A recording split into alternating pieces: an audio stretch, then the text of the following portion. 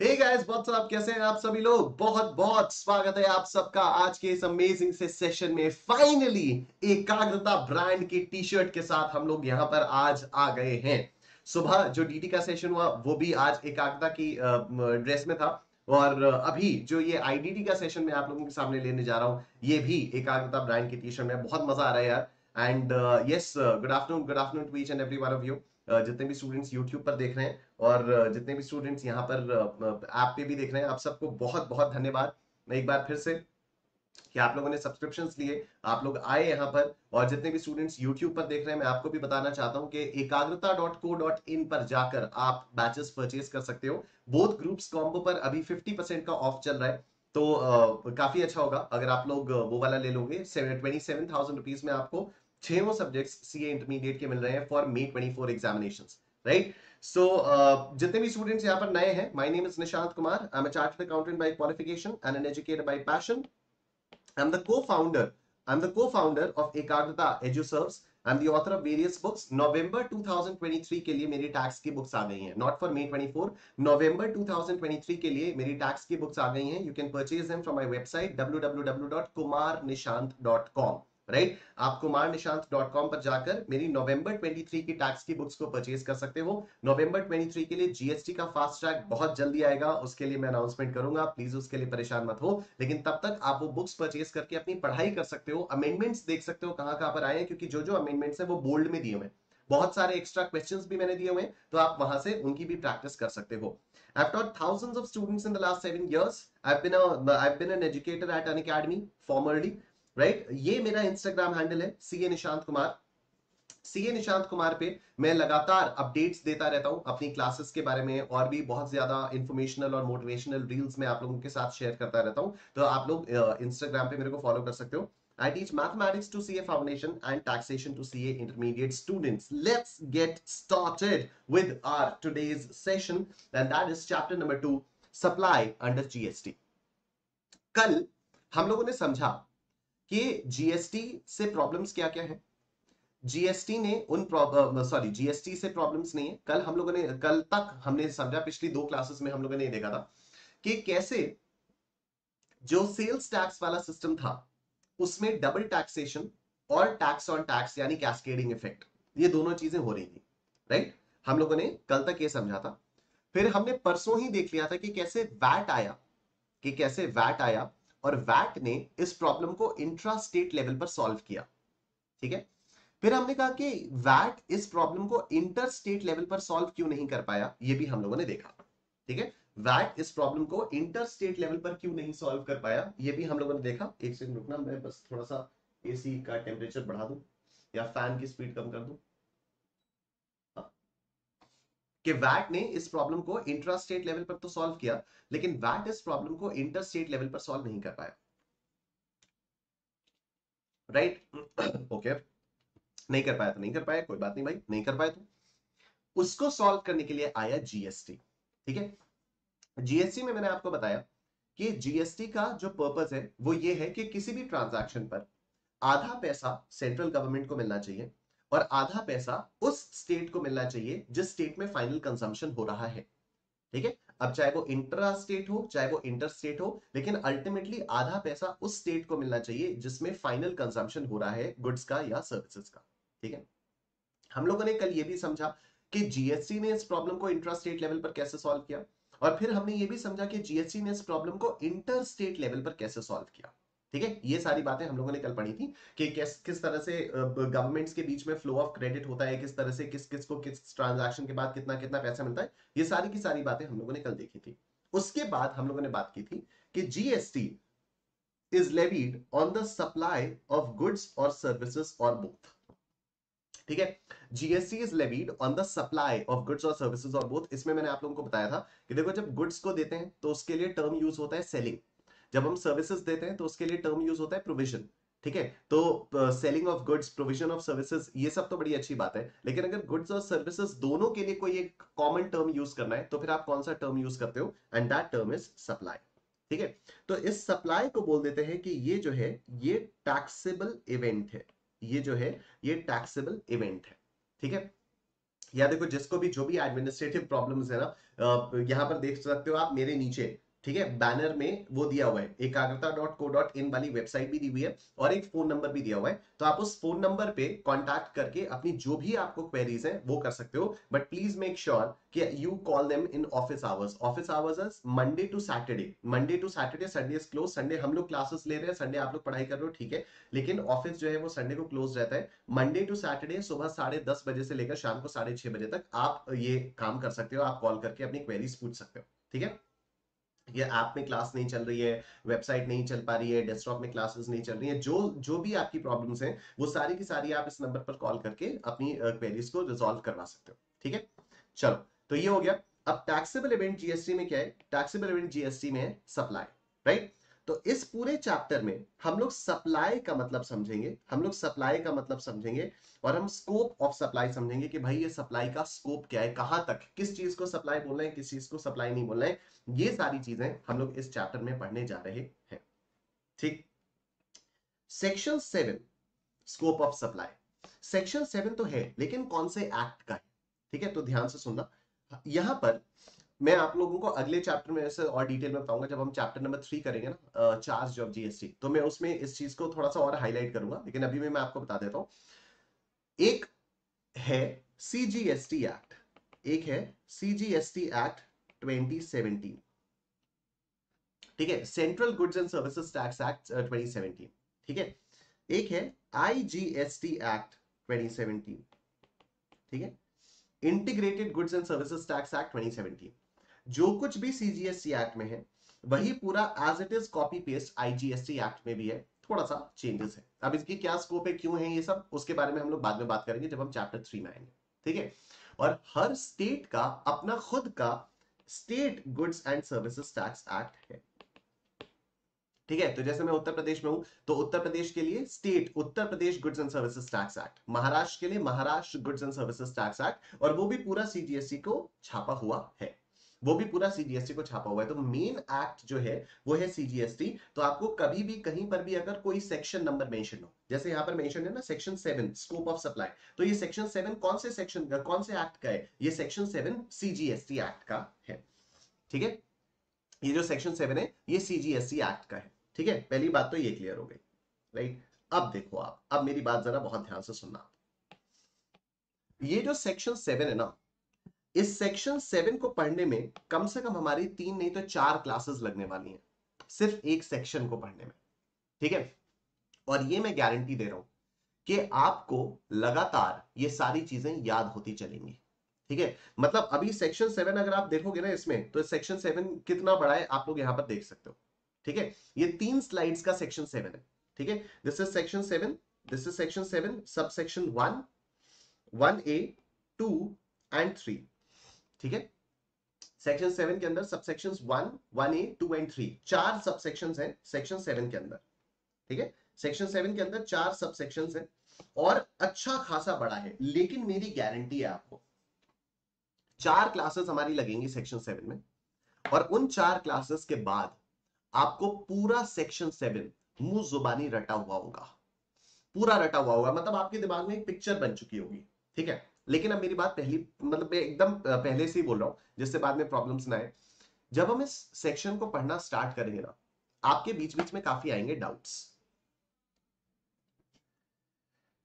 हाँ जी sorry.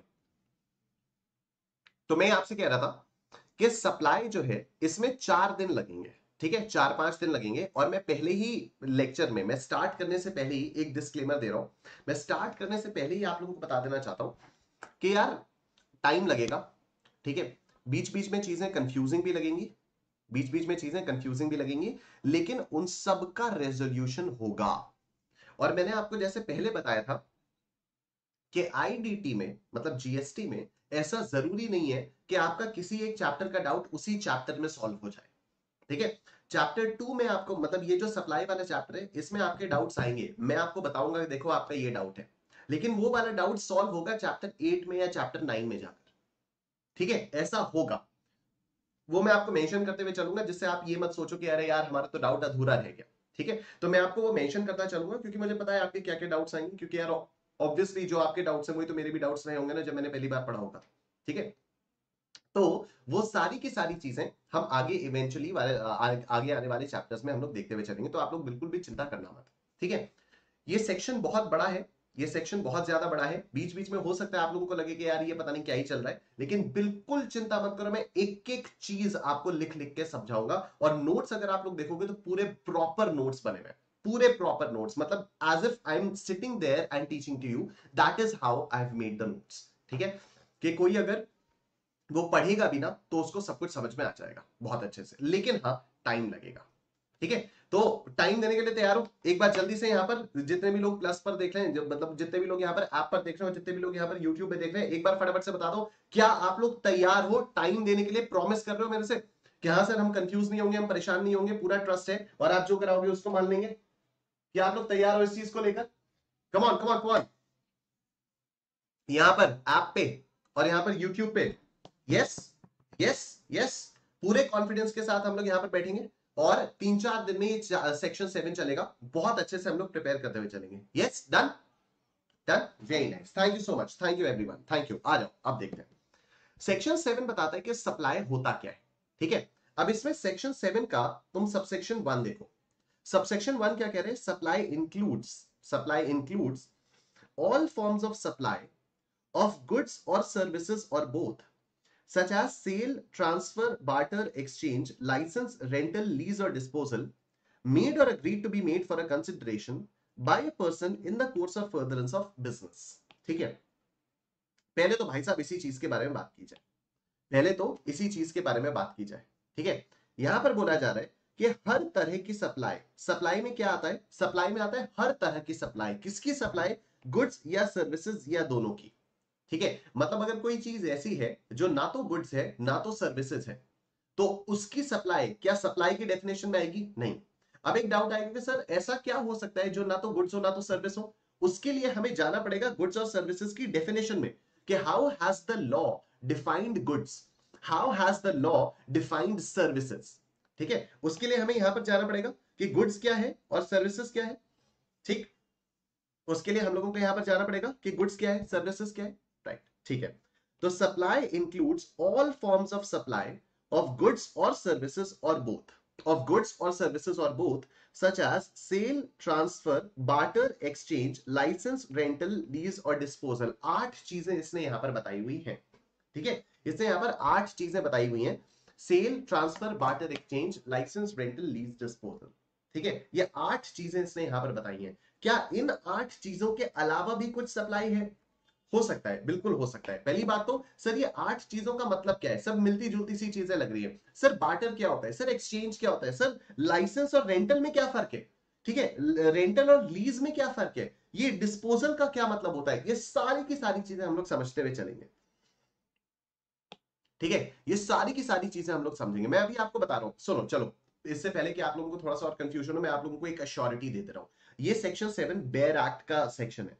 1, 1A, 2 और 3, ये एकदम बेयर एक्ट का है। उसके बाद आप इधर देखो, एनालिसिस ऑफ सेक्शन 7(1)(a), ठीक है, understanding sale, transfer, barter, exchange, licence, rental, lease, disposal. तो ये सारी की सारी चीजें जो भी आप सोच सकते हो ना, अंडरस्टैंडिंग, मेड और अग्रीड टू बी मेड, एक एक चीज, कंसिडरेशन का मतलब एक एक चीज यहां पर मैंने नोट्स में आप लोगों को देकर रखी हुई है।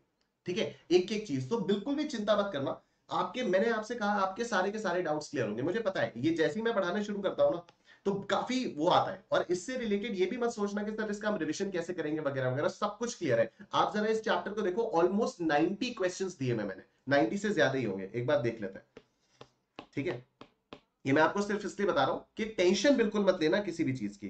टोटल 96 क्वेश्चंस है, टोटल 96 क्वेश्चंस है इस वाले चैप्टर में जो मैंने आप लोगों को दिए हुए। ठीक है, तो द पॉइंट इज कि आप लोग बिल्कुल भी चिंता मत करना, किसी भी चीज की चिंता मत करना कि कैसे होगा क्या होगा, क्योंकि बहुत नई चीज है। अलग तरीके से पढ़ना, तो इसको अलग तरीके से पढ़ना होगा और अलग तरीके से इसको डील करना होगा।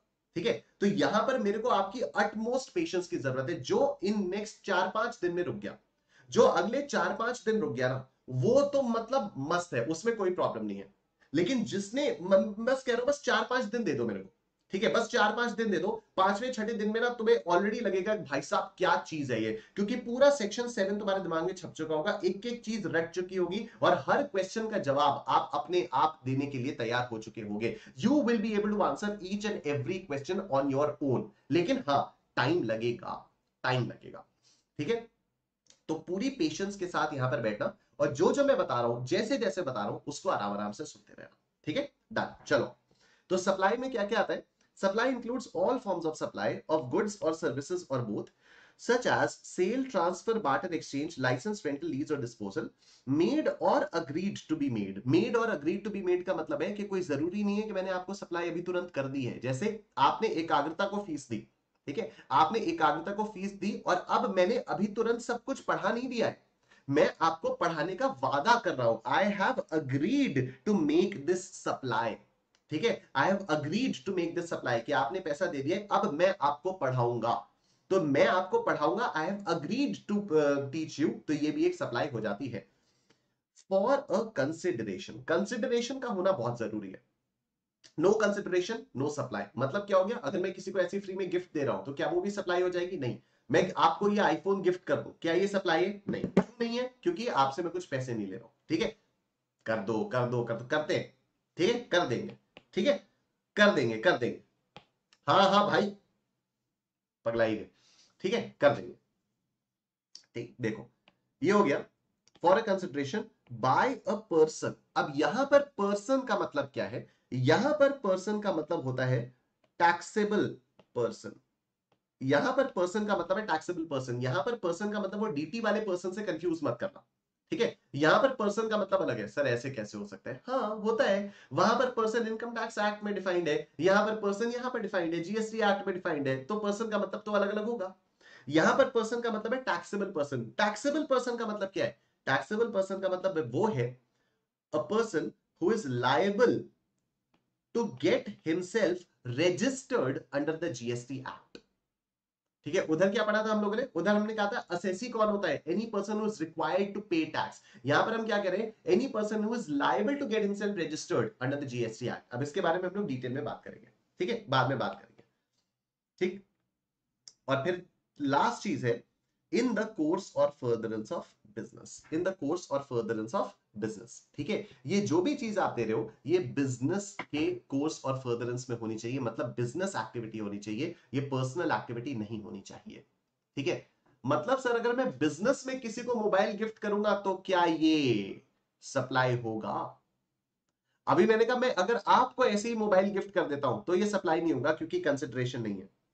ठीक है, लेकिन अगर मैंने बिजनेस के पॉइंट ऑफ व्यू से बिजनेस एक्टिविटी की तरह से किसी को मोबाइल गिफ्ट कर दिया तो क्या ये सप्लाई होगा? देखेंगे उसको, लेकिन अभी फिलहाल के लिए आप ये समझ सकते हो भाई कंसिडरेशन तो मिसिंग है ना। अगर मैं बिजनेस में भी गिफ्ट दे रहा हूं तो भी कंसिडरेशन तो मिसिंग है ना। तो ये सारी की सारी चीजें होनी चाहिए अगर आपको इसको सप्लाई बोलना है तो। ठीक है, तो supply includes all forms of supply of goods और सर्विसेज और both such as sale, transfer, barter, exchange, licence, rental, lease, disposal, made or agreed to be made for a consideration by a person in the course of furtherance of business। अभी आप चिंता मत करो, बिल्कुल ये आपको रट चुका होगा। ठीक, अच्छा उसके बाद ये जो पॉइंट डबल ए है ना, इसको अभी जाने दो, इसको अभी फिलहाल जाने दो। ठीक है, आप बी पर आओ। बी क्या कह रहे हैं? Import of services for a consideration whether or not in the course or furtherance of business. ये बात वही चल रही है, सप्लाई में क्या क्या आएगा? सप्लाई इंक्लूड्स, और सप्लाई इंक्लूड्स में लिखा हुआ है import of services for a consideration, मतलब अगर आपने सर्विसेज को इंपोर्ट किया और उस पर कंसिडरेशन पे किया तो चाहे वो बिजनेस पर्पस के लिए हो चाहे वो बिजनेस पर्पस के लिए ना हो, फिर भी उसको सप्लाई मानेंगे। ठीक है, फिर भी उसको सप्लाई मानेंगे। और फिर लिखा हुआ है यहां पर the activity specified in schedule 1 made और agree to be made without a consideration. कुछ एक्टिविटीज शेड्यूल 1 में मेंशन्ड हैं जो अगर आपने की इवन विदाउट कंसिडरेशन तब भी उसको सप्लाई मानेंगे, तब भी उसको सप्लाई मानेंगे। बिल्कुल चिंता मत करो, मुझे पता है कि क्या चल रहा है आप लोगों के दिमाग में। इन सभी चीजों को डिस्कस करते हुए हम लोग चलेंगे। ठीक है, देखो मैं आपको एक ब्रीफ ओवरव्यू बता रहा हूं, कोई अभी कुछ लिखेगा नहीं। ठीक है, किसी को कुछ भी लिखने की जरूरत नहीं है। सप्लाई में ना ये है सेक्शन 7। ठीक है, ये है सप्लाई का सेक्शन 7। इसमें sub section 1, subsection 1A, subsection 2, subsection 3। ठीक है, कोई लिखने की जरूरत नहीं है, बाद में सब कुछ आपको लिखवा दूंगा, बनवा दूंगा अपने आप, अभी कुछ भी लिखने की जरूरत नहीं है। ठीक है, सबसेक्शन 1 के अंदर आता है 4 पार्ट्स, ए, बी और सी। ठीक है, ए बताता है supply includes, supply include actually ये बताता है supply includes, supply includes what, supply includes A, B and C. ठीक है, सेक्शन 7 के अंदर ये जो सबसेक्शन 1 है ये कह रहा है सप्लाई इंक्लूड, सप्लाई में क्या क्या आएगा, सप्लाई में क्या क्या आएगा, तो सप्लाई में ये 4 चीजें आएंगी, ए, बी और सी। ठीक है, ए क्या है, sale, transfer, barter, exchange, licence, rental, lease, disposal. ठीक है, all forms of supply, all forms of supply of goods or services or both such as sale, transfer, barter, exchange, license, rental, lease, disposal made or agreed to be made for a consideration in the course of furtherance of business। ठीक है, double A अभी फिलहाल के लिए जाने दो, double A अभी फिलहाल के लिए जाने दो। ये कह रहा है इंपोर्ट ऑफ सर्विसेज, ये कह रहा है इंपोर्ट ऑफ सर्विसेज होनी चाहिए, कंसिडरेशन के लिए होनी चाहिए, फिर भले ही वो बिजनेस के लिए हो चाहे बिजनेस के लिए ना हो उसको सप्लाई माना जाएगा। ठीक है, इंपोर्ट ऑफ सर्विसेज होनी चाहिए, कंसिडरेशन होना चाहिए, फिर भले ही वो बिजनेस पर्पस के लिए हो चाहे ना हो उसको सप्लाई माना जाएगा। ठीक है, ये कह रहा है कि कुछ ऐसी एक्टिविटीज हैं जो कि शेड्यूल 1 में मेंशन है, कुछ ऐसी एक्टिविटीज हैं जो कि शेड्यूल 1 में मेंशन है, उनमें अगर कंसिडरेशन नहीं भी हो पर वो बिजनेस के पर्पस के लिए हो तो उसको सप्लाई माना जाएगा। ठीक है, अभी तक देखो इसमें क्या है, इसमें यह है कि इन सारी चीजों के लिए, इन सारी चीजों के लिए कंसिडरेशन भी चाहिए, बिजनेस पर्पस के लिए भी चाहिए, बिजनेस पर्पस भी चाहिए। ठीक है, जो sale, transfer, barter, exchange, licence, rental, lease, disposal है, इसमें कंसिडरेशन भी चाहिए, बिजनेस पर्पस भी चाहिए। ठीक है, ये वाली जो एक्टिविटी है इंपोर्ट ऑफ सर्विसेज वाली, इसमें इसने कहा कि देखो अगर कंसिडरेशन है तो बिजनेस के लिए चाहे हो चाहे बिजनेस के लिए ना भी हो तब भी उसको सप्लाई मानेंगे। ठीक है, उसके बाद ये जो कह रहा है, ये क्या कह रहा है, देखो कुछ एक्टिविटीज शेड्यूल 1 में मेंशन है, वो अगर बिजनेस के लिए है भले ही उनमें कंसिडरेशन ना हो, उनमें कंसिडरेशन इन्वॉल्व ना हो, फिर भी उसको सप्लाई मानेंगे, फिर भी उसको सप्लाई मानेंगे। एक तरह से आप कह सकते हो कि ये जो है बी और सी इसके एक्सेप्शंस हो गए, एक तरह से कह सकते हो, बाकी ये सब कहने की जरूरत है नहीं। ठीक है, एक चीज यहां पर और आती है, एक चीज यहां पर और आती है, जैसे ही यहां पर ये बताया ना कि शेड्यूल 1 में कुछ ऐसी एक्टिविटीज हैं जिनमें अगर कंसिडरेशन नहीं भी हो तब भी उसको सप्लाई माना जाएगा। ठीक है, तो आपके दिमाग में आएगा कि सर अगर उसको सप्लाई मानेंगे तो मतलब जीएसटी लगाएंगे, कहूंगा okay where you going with it, तो आप कहोगे सर अगर जीएसटी लगाएंगे तो हमें कोई ना कोई तो वैल्यू चाहिए होगी। जैसे कल तक जब आप बता रहे थे कि आपने 100 रुपए का सामान बेचा, ठीक है, इसके ऊपर आपने 18% का जीएसटी लगाया, तो 18 रुपए का जीएसटी लगा, 118 रुपए का सेलिंग प्राइस हुआ। ठीक है, तो ये 18% किसी वैल्यू के ऊपर तो लगाया ना, अगर सप्लाई हुई तो जीएसटी लगेगा, जीएसटी तो किसी वैल्यू के ऊपर लगेगा ना। यहां पर आप कह रहे हो कंसिडरेशन है नहीं, अगर कंसिडरेशन नहीं है तो वैल्यू कैसे पता चलेगी, वैल्यू नहीं पता चलेगी तो फिर जीएसटी कैसे लगेगा। ठीक है, ये सारे डाउट्स आपके आ रहे होंगे, सब सॉल्व होंगे, सब सॉल्व होंगे इवेंचुअली। अभी फिलहाल के लिए आप ये मत मानो कि सप्लाई है तो जीएसटी लगेगा ही लगेगा। ठीक है, क्योंकि आगे चलकर कई सारी ऐसी भी सप्लाईज के बारे में हम लोग बात करेंगे जिन पर जीएसटी नहीं लगता है, जिनको एग्जेम्प्ट सप्लाईज बोला जाता है, आगे चलकर बात करेंगे, काफी बात की बातें हैं। ठीक है, अभी क्योंकि आपके इमीडिएट डाउट्स आ रहे हैं तो जब तक मैं उनको सेटिस्फाई नहीं करूंगा तब तक आप भी आगे उतने फोकस के साथ नहीं बढ़ पाओगे। जितने भी स्टूडेंट्स यूट्यूब पे देख रहे हैं आप लोगों के भी यही डाउट्स होंगे, जितने भी स्टूडेंट्स यहाँ पर ऐप पे देख रहे हैं आपके भी यही डाउट्स होंगे। ठीक है, तो जीएसटी जब भी हम लोग पढ़ते हैं ना तो हमेशा एक समंदर ऑफ डाउट्स आ जाता है कि ऐसा होगा तो क्या होगा, ऐसा होगा तो क्या होगा, ऐसा होगा तो क्या होगा। वो सारे के सारे डाउट्स आपके क्लियर होंगे और रेलेवेंट जगहों पर मैं आपको बताऊंगा भी कि देखो ये वाला डाउट आपका उस चैप्टर से था, वो देखो यहाँ पर क्लियर हो रहा है, देखो उस समय पढ़ते हुए आपका ये डाउट आया था, वो देखो यहाँ पर कवर क्लियर हो रहा है। और मैं पढ़ाते पढ़ाते भी आपको बताता रहूंगा कि देखो यहाँ पर आपका ये डाउट आ रहा होगा लेकिन ये बाद में क्लियर होगा। अगर मान लो मेरे से कोई चीज मिस हो जाए बताते हुए, आपका कोई और डाउट आया वो मैं बोल ही नहीं पाया, तो कोई बात नहीं, उसकी भी चिंता मत करना, वो भी डाउट क्लियर होगा। ठीक है, अगर क्योंकि मेरे को तो पता है ना आगे किस किस जगहों पर किस किस चैप्टर में कौन कौन से डाउट्स आपके क्लियर हो रहे हैं, मुझे तो पता है ये सारी चीजें। ठीक है, तो अगर मैं कभी बोल ना पाया, अगर मैं कभी बोलना भूल गया कि देखो यहां पर आपका ये डाउट आ रहा होगा, तब भी आप बिल्कुल चिंता मत करना, आपके सारे डाउट्स क्लियर हो जाएंगे। ठीक है, जीएसटी में just don't worry at all, सारी चीजें क्लियर होंगी और बहुत अच्छे से क्लियर होंगी, बहुत मजा आएगा। ठीक है, तो देखो सेक्शन 7 के अंदर एक है सबसेक्शन 1। सबसेक्शन 1 के अंदर 4 क्लॉजेस है, ए बी और सी। ए कह रहा है supply includes all forms of supply of goods और सर्विसेज और both such as sale, transfer, barter, exchange, licence, rental, lease, disposal made और agreed to be made for a consideration in the course of furtherance of business by a person. ठीक है, double A को मैं कह रहा हूं अभी फिलहाल के लिए छोड़ दो। बी में मैं कह रहा हूं कि अगर आपने सर्विसेज को इंपोर्ट किया, अगर आपने सर्विसेज को इंपोर्ट किया, गुड्स के इंपोर्टेशन की बात नहीं हो रही है यहां पर। ठीक है, यहां पर गुड्स की इंपोर्टेशन की बात नहीं हो रही है, यहां पर सर्विसेज की इंपोर्टेशन की बात हो रही है कि अगर आपने सर्विसेज को इंपोर्ट किया, कंसिडरेशन दिया, फिर चाहे वो पर्सनल पर्पस के लिए ही क्यों ना इंपोर्ट किया हो, उस पर सप्लाई लगेगा, आप उस वो सप्लाई हो जाएगी। उस पर जीएसटी लगेगा या नहीं बात की बात है, वो सप्लाई हो जाएगी। ठीक है, कौन सी सप्लाई पर जीएसटी लगेगा वो भी बात की बात है, पहले तो देखो सप्लाई है या नहीं। ठीक, ओके।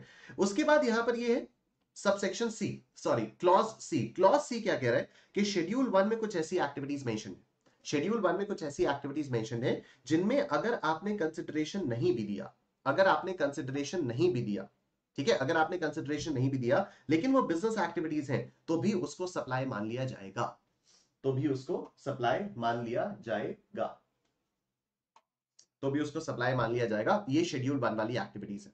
ठीक, 1A क्या कह रहा है? 1A कह रहा है कि शेड्यूल 2 है एक, 1A कह रहा है शेड्यूल 2 है एक, और शेड्यूल 2 ये बताता है कि किसी किसी एक्टिविटी में ना कभी कभी कंफ्यूजन होता है। जैसे जब आप रेस्टोरेंट में खाना खाने जाते हो, तो वो गुड्स की सप्लाई हो रही है या सर्विसेज की सप्लाई हो रही है? एकदम सिंपल एग्जांपल दे रहा हूं मैं, बाकी इन सारी चीजों को डिटेल में डिस्कस करेंगे, अभी मैं एक ओवरव्यू दे रहा हूं सेक्शन 7 का।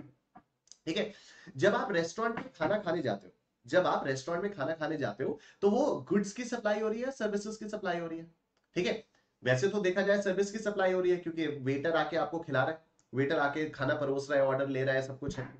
और एक तरह से देखा जाए तो गुड्स की सप्लाई है, खाना लाकर आपको दे रहा है, खाना दे रहा है, तो इसको गुड्स की सप्लाई मानेंगे या इसको सर्विसेज की सप्लाई मानेंगे? ठीक है, तो इस टाइप की और भी बहुत सारी एक्टिविटीज है जिनमें ये कंफ्यूजन होता है कि इसको गुड्स की सप्लाई मानना है या इसको सर्विसेज की सप्लाई मानना है। अभी हम लोग जैसे जैसे आगे बढ़ते जाएंगे, मैं आपको पूरे एग्जांपल्स के साथ बताऊंगा, पूरी स्टोरीज के साथ बताऊंगा, मतलब real life examples, real life stories के साथ बताऊंगा कि क्यों इन चीजों की जरूरत महसूस हुई। ठीक है, तो जैसे रेस्टोरेंट के बारे में अगर मैं बात कर रहा हूं, तो रेस्टोरेंट में पहले ना बहुत लिटिगेशंस आते थे, बहुत ही लिटिगेशंस। ठीक है, क्योंकि सर्विस वाले पोर्शन पर सर्विस टैक्स लगता है और गुड्स वाले पर वैट लगता है। ठीक है, अब जो वैट वाला डिपार्टमेंट है वो कह रहा है तुमने वैट नहीं लगाया, तुम वैट लगाओ। जो सर्विस टैक्स वाला डिपार्टमेंट है वो कह रहा है तुमने सर्विस टैक्स नहीं लगाया, सर्विस लगाओ। वैट वाला कह रहा है तुम तो खाना बेच रहे हो, तो ये तो सप्लाई ऑफ गुड्स हुआ, सेल ऑफ गुड्स हुआ। सर्विस टैक्स वाला कह रहा है नहीं नहीं, तुम तो सर्विस दे रहे हो, क्योंकि तुम अपने यहां बुला के खिलवा रहे हो, तो ये तो सप्लाई ऑफ सर्विस, ये तो प्रोविजन ऑफ सर्विसेज हुआ। तो दोनों डिपार्टमेंट्स में आपस में लड़ाई हो जाती थी। आपस में लड़ाई होगी तो बेचारा रेस्टोरेंट वाला क्या करेगा? रेस्टोरेंट वाले को तो अपने आप को लिटिगेशन से बचाना है ना, रेस्टोरेंट वाले को अपने आप को लिटिगेशन से बचाना है, तो वो वैट भी लगा देता था, सर्विस टैक्स भी लगा देता था। पिस्ता कौन था? कस्टमर। पिस्ता कौन था? कस्टमर के भाई ले, वैट भी ले और सर्विस टैक्स भी ले, कस्टमर से दोनों चार्ज कर लिया। ठीक है, डबल डबल टैक्सेशन हो गया, वैट भी लग गया और सर्विस टैक्स भी लग गया, वैट भी लग गया, सर्विस टैक्स भी लग गया, वैट वाला डिपार्टमेंट खुश, सर्विस टैक्स वाले डिपार्टमेंट खुश। और पिस कौन रहा है बीच में? पिस रहा है बीच में कस्टमर। ठीक है, तो ये बहुत जरूरत हुई, और ऐसे और भी बहुत सारे केसेस आते थे जहां पर ये समझ ही नहीं पाते थे लोग कि इसको सप्लाई ऑफ गुड्स मानना है या इसको सप्लाई ऑफ सर्विसेज मानना है। तो अभी यहां पर जीएसटी के अंदर सेक्शन 7 में जो सब सेक्शन 1A है, उसके अंदर एक शेड्यूल 2 मेंशन किया हुआ है सरकार ने, और कहा है कि शेड्यूल 2 में वो कई सारी एक्टिविटीज हैं जिनमें अभी तक लिटिगेशन रहा है, लेकिन अब हम क्लैरिफाई कर दे रहे हैं कि ये सप्लाई ऑफ गुड्स माना जाएगा या ये सप्लाई ऑफ सर्विसेज माना जाएगा। तो शेड्यूल 2 बेसिकली बताता है कि कौन कौन सी सप्लाईज को सप्लाई ऑफ गुड्स मानना है और कौन कौन सी सप्लाईज को सप्लाई ऑफ सर्विसेज मानना है, अगर कोई कंफ्यूजन है तो। वैसे मैं आपको एक बात बताऊं, दिल से बताओ यार, एकदम दिल से, मैंने पहले दिन भी बोला था, मन साफ हो और 11th 12th की अकाउंट्स क्लियर हो, तो फिर टैक्स से आसान सब्जेक्ट कोई नहीं है। मेरे को एक बात दिल से बताओ, रेस्टोरेंट में जब आप खाना खाने जा रहे हो, तो आप खाना खरीद रहे हो या आप सर्विस की वजह से जा रहे हो? दिल से बताओ मेरे को, यहां पर ऐप पे भी बताओ कि रेस्टोरेंट में जब आप खाना खाने जा रहे हो, क्योंकि खाना तो आप बाहर से कहीं से भी खरीद सकते हो, आप रेस्टोरेंट में ही क्यों जा रहे हो? रेस्टोरेंट में आप किस लिए जा रहे हो? सर्विस के लिए जा रहे हो ना। सीधी सी बात है कि खाना बनाकर कोई अच्छी सी प्लेट में लाकर परोस के देगा, हम जो बोलेंगे वो करेगा, सर्विस है, तो it's a supply of service ना। एकदम कॉमन सेंस वाली बात है ना। तो यहां पर शेड्यूल 2 में यही बोला है कि भाई जो रेस्टोरेंट में आप खाना खाने जाते हो, that is a supply of service, that is not a supply of goods. ठीक है। एक और सवाल आ रहा होगा कि सर अब तो सब पर जीएसटी लग रहा है, तो अब फर्क ही क्या पड़ रहा है कि कोई सप्लाई ऑफ गुड्स है या कोई सप्लाई ऑफ सर्विसेज है।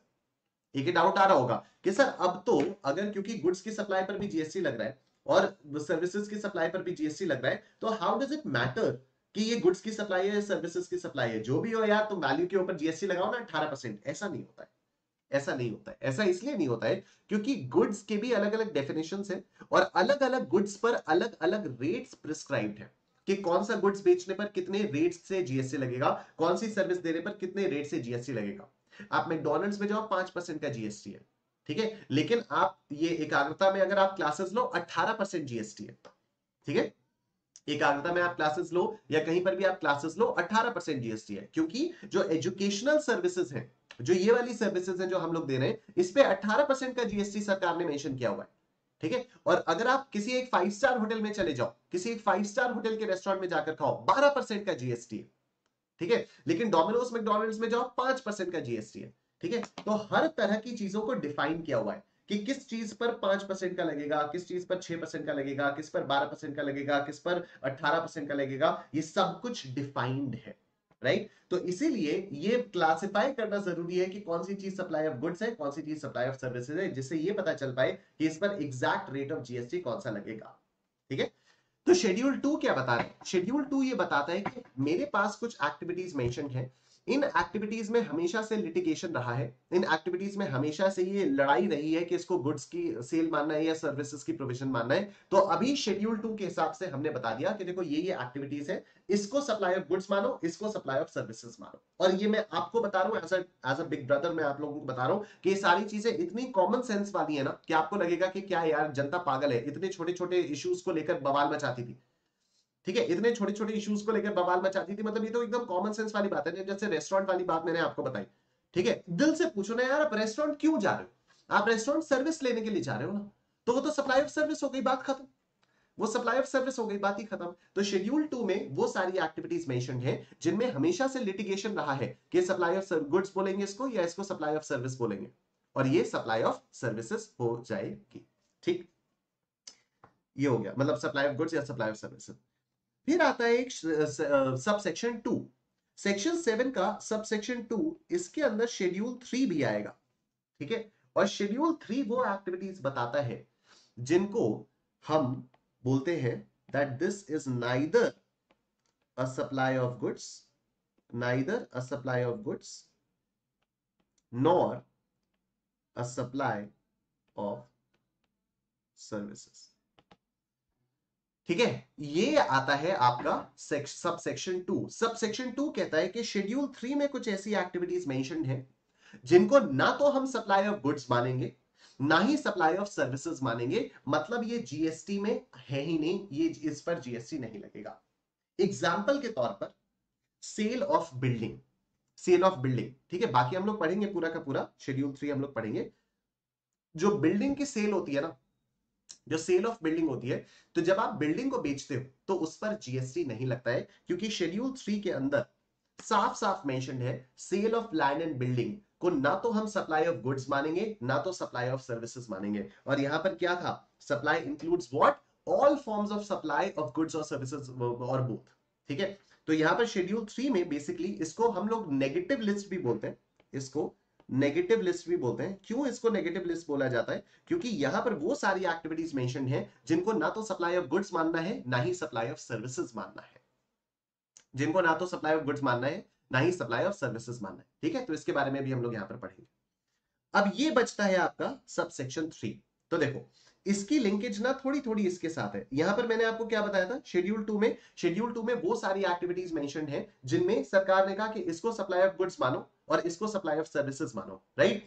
सरकार ने यहां पर अपने लिए एक प्रोविजन बनाकर रखा हुआ है, सरकार ने यहां पर अपने लिए एक प्रोविजन बनाकर रखा हुआ है कि मान लो आगे चलकर फिर से कोई एक ऐसी एक्टिविटी निकल कर आती है जिसपे ये डिस्प्यूट अराइज हो, कि ये सप्लाई ऑफ गुड्स है या सप्लाई ऑफ सर्विसेज है, तो सरकार ने सबसेक्शन 3 में सिंपली बोला हुआ है कि the government has the power, the government has the power कि वो कभी भी एक नोटिफिकेशन के जरिए ये बता सकती है कि कोई एक पर्टिकुलर सप्लाई को सप्लाई ऑफ गुड्स मानना है या सप्लाई ऑफ सर्विसेज मानना है। ठीक, मेटावर्स में आप कुछ कर रहे हो, मेटावर्स में आपने कुछ सामान बेचा, वो सप्लाई ऑफ गुड्स है या सप्लाई ऑफ सर्विसेज है। एआई टेक्नोलॉजी इतनी आ चुकी है, एआई टेक्नोलॉजी को यूज करके आपने कुछ भी किया, वो सप्लाई ऑफ गुड्स है या सप्लाई ऑफ सर्विसेज है। और ये मेटावर्स और एआई तो आज की टेक्नोलॉजीज में बता रहा हूं आपको, क्रिप्टो करेंसी आ चुकी है, crypto currency supply of goods है या सप्लाई ऑफ सर्विसेज है। ठीक है, ये सारी चीजों के लिए एक प्रोविजन बनाकर सरकार ने रखा हुआ है। मैंने आपको 3 मेजर एग्जांपल्स दिए, मेटावर्स, क्रिप्टो करेंसी और एआई। ठीक है, आर्टिफिशियल इंटेलिजेंस, राइट। तो ये जिस तरह से देश अपना प्रोग्रेस करेगा, जिस तरह से दुनिया प्रोग्रेस करेगी, हमें नहीं पता कि आगे ऐसी कौन कौन सी और एक्टिविटीज आएंगी जिनमें फिर से ये लिटिगेशन आएगा कि सप्लाई ऑफ गुड्स है या सप्लाई ऑफ सर्विसेज है। तो भाई सेफ साइड सरकार ने अपने लिए सबसेक्शन 3 बनाकर रखा हुआ है। उसमें सरकार ने कहा देखो हम बताएंगे आगे चलकर, अभी अगर कोई भी डिस्प्यूट होता है तो हम बताएंगे कि इसको सप्लाई ऑफ गुड्स मानना है या इसको सप्लाई ऑफ सर्विसेज मानना है, बात खत्म। ठीक है, this is the entire section 7 जो अभी आधे घंटे में हम लोगों ने बात की जिसके बारे में। ठीक है, मतलब मैं आपको पूरा लॉ पढ़ाने जा रहा था, लेकिन मैं सोचा एक बार पहले एक ओवरव्यू दे देता हूं, फिर मैं सेक्शन पढ़ा के ओवरव्यू दूंगा और उसके बाद में एनालिसिस शुरू करूंगा एक एक चीज का। ठीक है, उसके बाद में एक एक चीज का एनालिसिस शुरू करूंगा। तो सेक्शन 7 में है क्या, सेक्शन 7 में 4 सब सेक्शन है। मैं एक बार फिर से बनाऊंगा, ये आपको बनाने की बिल्कुल कोई जरूरत नहीं है, मैं आपसे बाद में बनवाऊंगा। ठीक है, आप जब बाद में बनाओगे ना एक एक बार समझ के, तो आपके लिए और आसान होगा और आपको और मजा भी आएगा, आपको सब कुछ रट चुका होगा। देखो, सप्लाई है सेक्शन 7। ठीक है, अब इसके अंदर सबसेक्शन 1, सबसेक्शन 1A, सबसेक्शन 2 और सबसेक्शन 3।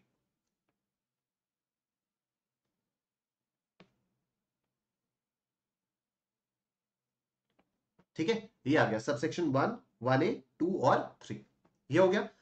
1 के अंदर क्या हो गया, 1 के अंदर अगेन 4 क्लॉजेस हैं। 1 के अंदर अगेन 4 क्लॉजेस हैं, ए, ए, बी और सी। ठीक है, सेक्शन 1 ये क्या कह रहा है, सप्लाई इंक्लूड्स, सप्लाई इंक्लूड्स, यहां पर क्या हुआ, क्लॉज ए में all forms of supply of goods और सर्विसेज और both such as sale, transfer, barter, exchange, licence, rental, lease, disposal, made और agreed to be made by a person for a consideration in the course of furtherance of business. तो यहां पर हम लोगों को यह समझ में आया कि दो चीजों का होना बहुत जरूरी है, एक तो कंसिडरेशन और दूसरा it should be in the course of furtherance of business, मतलब बिजनेस एक्टिविटी होनी चाहिए। यहां पर आप आ जाओ क्लॉज बी में, तो यहां पर इसने बोला कि अगर आप सर्विसेज को इंपोर्ट करते हो, अगर आप सर्विसेज को इंपोर्ट करते हो और आप कंसिडरेशन देते हो, तो चाहे वो बिजनेस के लिए हो चाहे वो बिजनेस के लिए ना हो, वो आपकी सप्लाई मान ली जाएगी। ठीक, सबसेक्शन ये क्लॉज सी ने कहा कि कुछ एक्टिविटीज शेड्यूल 1 में मेंशन्ड है, कुछ एक्टिविटीज शेड्यूल 1 में मेंशन्ड है जिनमें अगर कंसिडरेशन ना भी हो लेकिन वो बिजनेस पर्पस के लिए हो तो इनको सप्लाई मान लिया जाएगा। ठीक है, अब वो कौन सी एक्टिविटीज हैं, कैसे होगा, क्या होगा, उसके बारे में अभी हम लोग बाद में बात करेंगे। ये जो क्लॉज डबल ए है इसको अभी छोड़कर रखा हुआ है, इसमें क्या हुआ था उसकी पूरी स्टोरी मैं आपको बताऊंगा। ठीक है, फिर ये सबसेक्शन 1A आ जाता है। सबसेक्शन 1A कहता है कि शेड्यूल 2 में कुछ ऐसी एक्टिविटीज मेंशन्ड है, शेड्यूल 2 में कुछ ऐसी एक्टिविटीज मेंशन है जिनमें हम बता रहे हैं कि इसको सप्लाई ऑफ गुड्स मानो, इसको सप्लाई ऑफ सर्विस मानो। ये बेस्ड है on the all the litigations जो भी पहले हुए हैं। ठीक है, तो पहले बहुत सारे लिटिगेशंस हुए हैं, उनके बेसिस पर एक लिस्ट बनाई गई है। उस लिस्ट में सरकार ने बताया देखो this will be treated as supply of goods and this will be treated as supply of services. जब हम लोग शेड्यूल 2 पढ़ेंगे तो आपको दिखाई देगा, बहुत आसान है, बहुत ही कॉमन सेंस वाली बात है, आपको एक्चुअली मजा आएगा कि यार क्या नॉनसेंसिकल बातों के लिए लोग लड़ते थे। ठीक, ये जो सबसेक्शन 2 है ये कहता है कि कुछ एक्टिविटीज शेड्यूल 3 में मेंशन है, कुछ एक्टिविटीज शेड्यूल 3 में मेंशन है जो ना तो सप्लाई ऑफ गुड्स मानी जाएंगी ना ही सप्लाई ऑफ सर्विसेज मानी जाएंगी। एक एग्जांपल मैंने आपको यहां पर दिया था, sale of land and building, तो लैंड एंड बिल्डिंग को सप्लाई नहीं माना जाता है। ठीक है, और फिर यहां पर सबसेक्शन 3 जो था ये कहता था कि भाई पावर जो है वो गवर्नमेंट के पास है, गवर्नमेंट हैज द पावर कि वो कभी भी नोटिफिकेशन के जरिए बता सकती है कि ये जो सप्लाई है इसको सप्लाई ऑफ गुड्स मानो या इसको सप्लाई ऑफ सर्विसेज मानो। ये पावर सरकार ने अपने पास रखी हुई है जिससे फ्यूचर में लिटिगेशंस को अवॉइड किया जा पाए। यहां तक की बात, एक ओवरव्यू आपको मिला सेक्शन 7 का। जो भी आप लोगों को लग रहा था कि भाई 3 स्लाइड्स का तो सिर्फ एक सेक्शन 7 की डेफिनेशन है, एक ओवरव्यू आपको मिल पा रहा है। अभी भी मैंने आपको लॉ नहीं पढ़ाया है, अभी भी मैंने आपको एनालिसिस नहीं कर पाया है। एक एक चीज का, एक एक वर्ड का एनालिसिस करेंगे, बड़ा मजा आएगा। एग्जाम में किस टाइप के क्वेश्चंस आएंगे वो उसके लिए आपको थोड़ा सा टाइम लगाना पड़ेगा, उसके लिए आपको थोड़ा सा वेट करना पड़ेगा, तभी हम लोग एग्जाम ओरिएंटेड आ पाएंगे। नहीं तो जब तक बेस नहीं बनेगा तब तक एग्जाम ओरिएंटेड क्वेश्चंस में हम लोग आ नहीं पाएंगे। ठीक है, जल्दी से मुझे बताओ, अभी तक जो ओवरव्यू मैंने आप लोगों को दिया, ये ओवरव्यू आपको क्लियर हुआ? याद नहीं हुआ होगा, आई एग्री, आई अंडरस्टैंड, याद हो जाएगा। जल्दी से आप पे बताओ मुझे, हो रहा है ये? क्लियर हो रहा है? ठीक, very good, thank you so much everyone. यहां यूट्यूब वाले बताओ जल्दी से, डन? चलो, परफेक्ट परफेक्ट। अब जब मैं आपको पूरा का पूरा सेक्शन 7 का एक ओवरव्यू दे चुका हूं, अब मैं आता हूं आपके पास इस सेक्शन 7 के लॉ पर। ठीक है, अब मेरी बात बहुत आराम से सुनते रहना, इत्मीनान से। ठीक है, अब जो जो मैंने बताया वो आपको मैं पढ़वाऊंगा, कुछ कुछ आपको समझ में आएगा, कुछ कुछ आपको अभी भी नहीं समझ में आएगा। ठीक है, वो तब समझ में आएगा जब मैं ये एनालिसिस करवाना शुरू करूंगा। ठीक है, आओ देखो, सुनना। सप्लाई इंक्लूड्स, देख रहे हो आप, सेक्शन 7 सबसेक्शन 1, इसके 4 सब क्लॉज, 4 क्लॉजेस। ठीक है, ये चारों के चारों सप्लाई इंक्लूड्स वाले हैं, ये चारों के चारों सप्लाई इंक्लूड्स वाले। ठीक है, तो all forms of supply of goods और सर्विसेज और both such as sale, transfer, barter, exchange, licence, rental, lease और disposal made or agreed to be made for a consideration by a person in the course of furtherance of business। Double A को अभी फिलहाल के लिए जाने दो। ठीक है, यहां पर आओ, import of services for a consideration whether or not in the course of furtherance of business। और तीसरा है activities specified in schedule 1 made or agreed to be made without a consideration। यही यहां पर है। ठीक है, activities specified in schedule 1 made or agreed to be made without a consideration। ठीक, इधर देखो 1A, where certain activities or transactions constitute a supply in accordance with the provisions of section 7(1)। जहां पर अब आपने डिसाइड कर लिया कि सप्लाई तो है। ठीक है, सेक्शन 7(1) के अकॉर्डिंगली आपने डिसाइड तो कर लिया कि देखो ये सप्लाई है। अब ये सप्लाई ऑफ गुड्स है या ये सप्लाई ऑफ सर्विसेज है, ये बताया जाएगा यहां पर। They shall be treated either as a supply of goods और supply of services as referred to in schedule 2।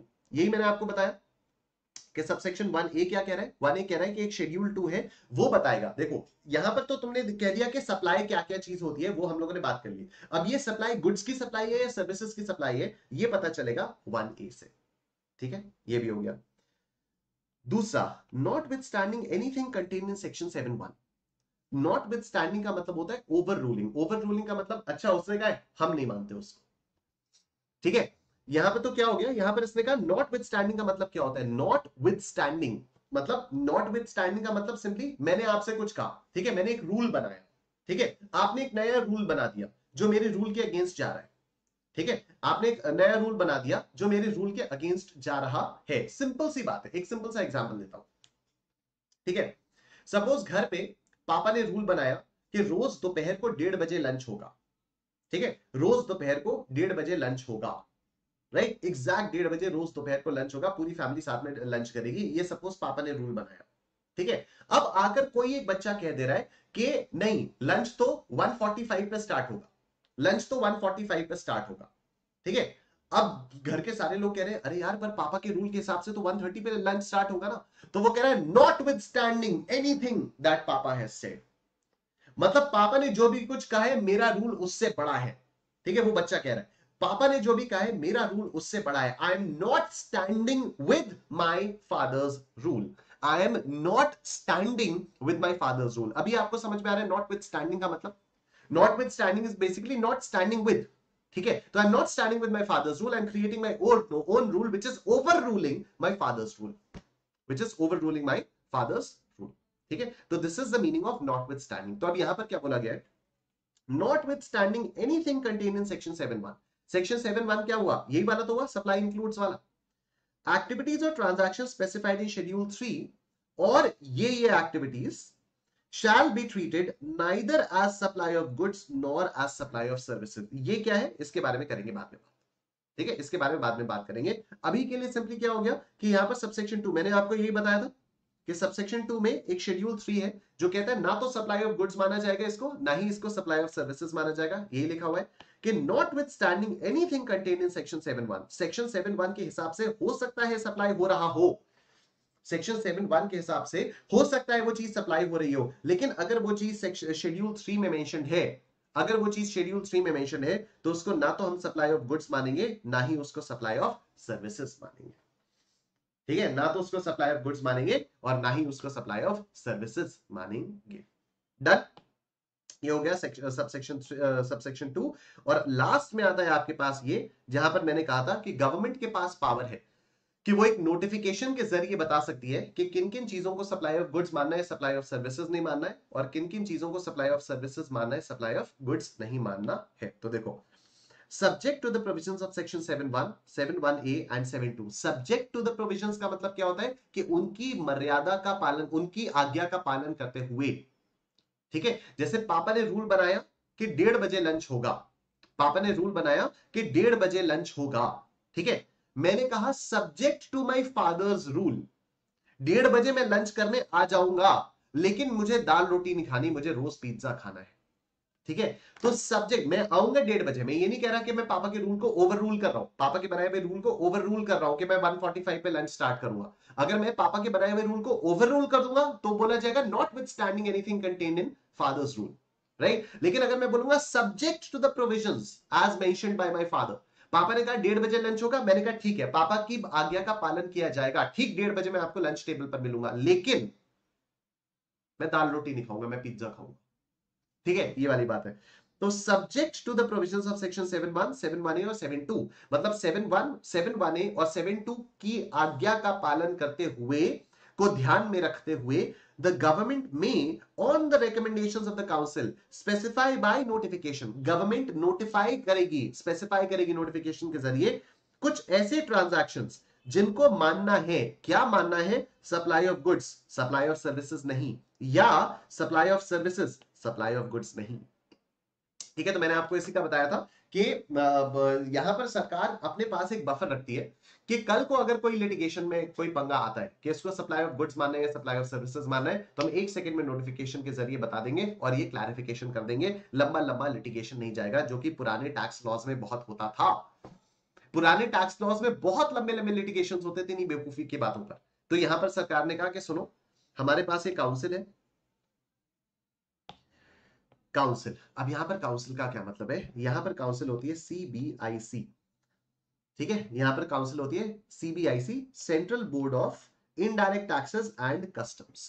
ठीक है, central board of indirect taxes and customs.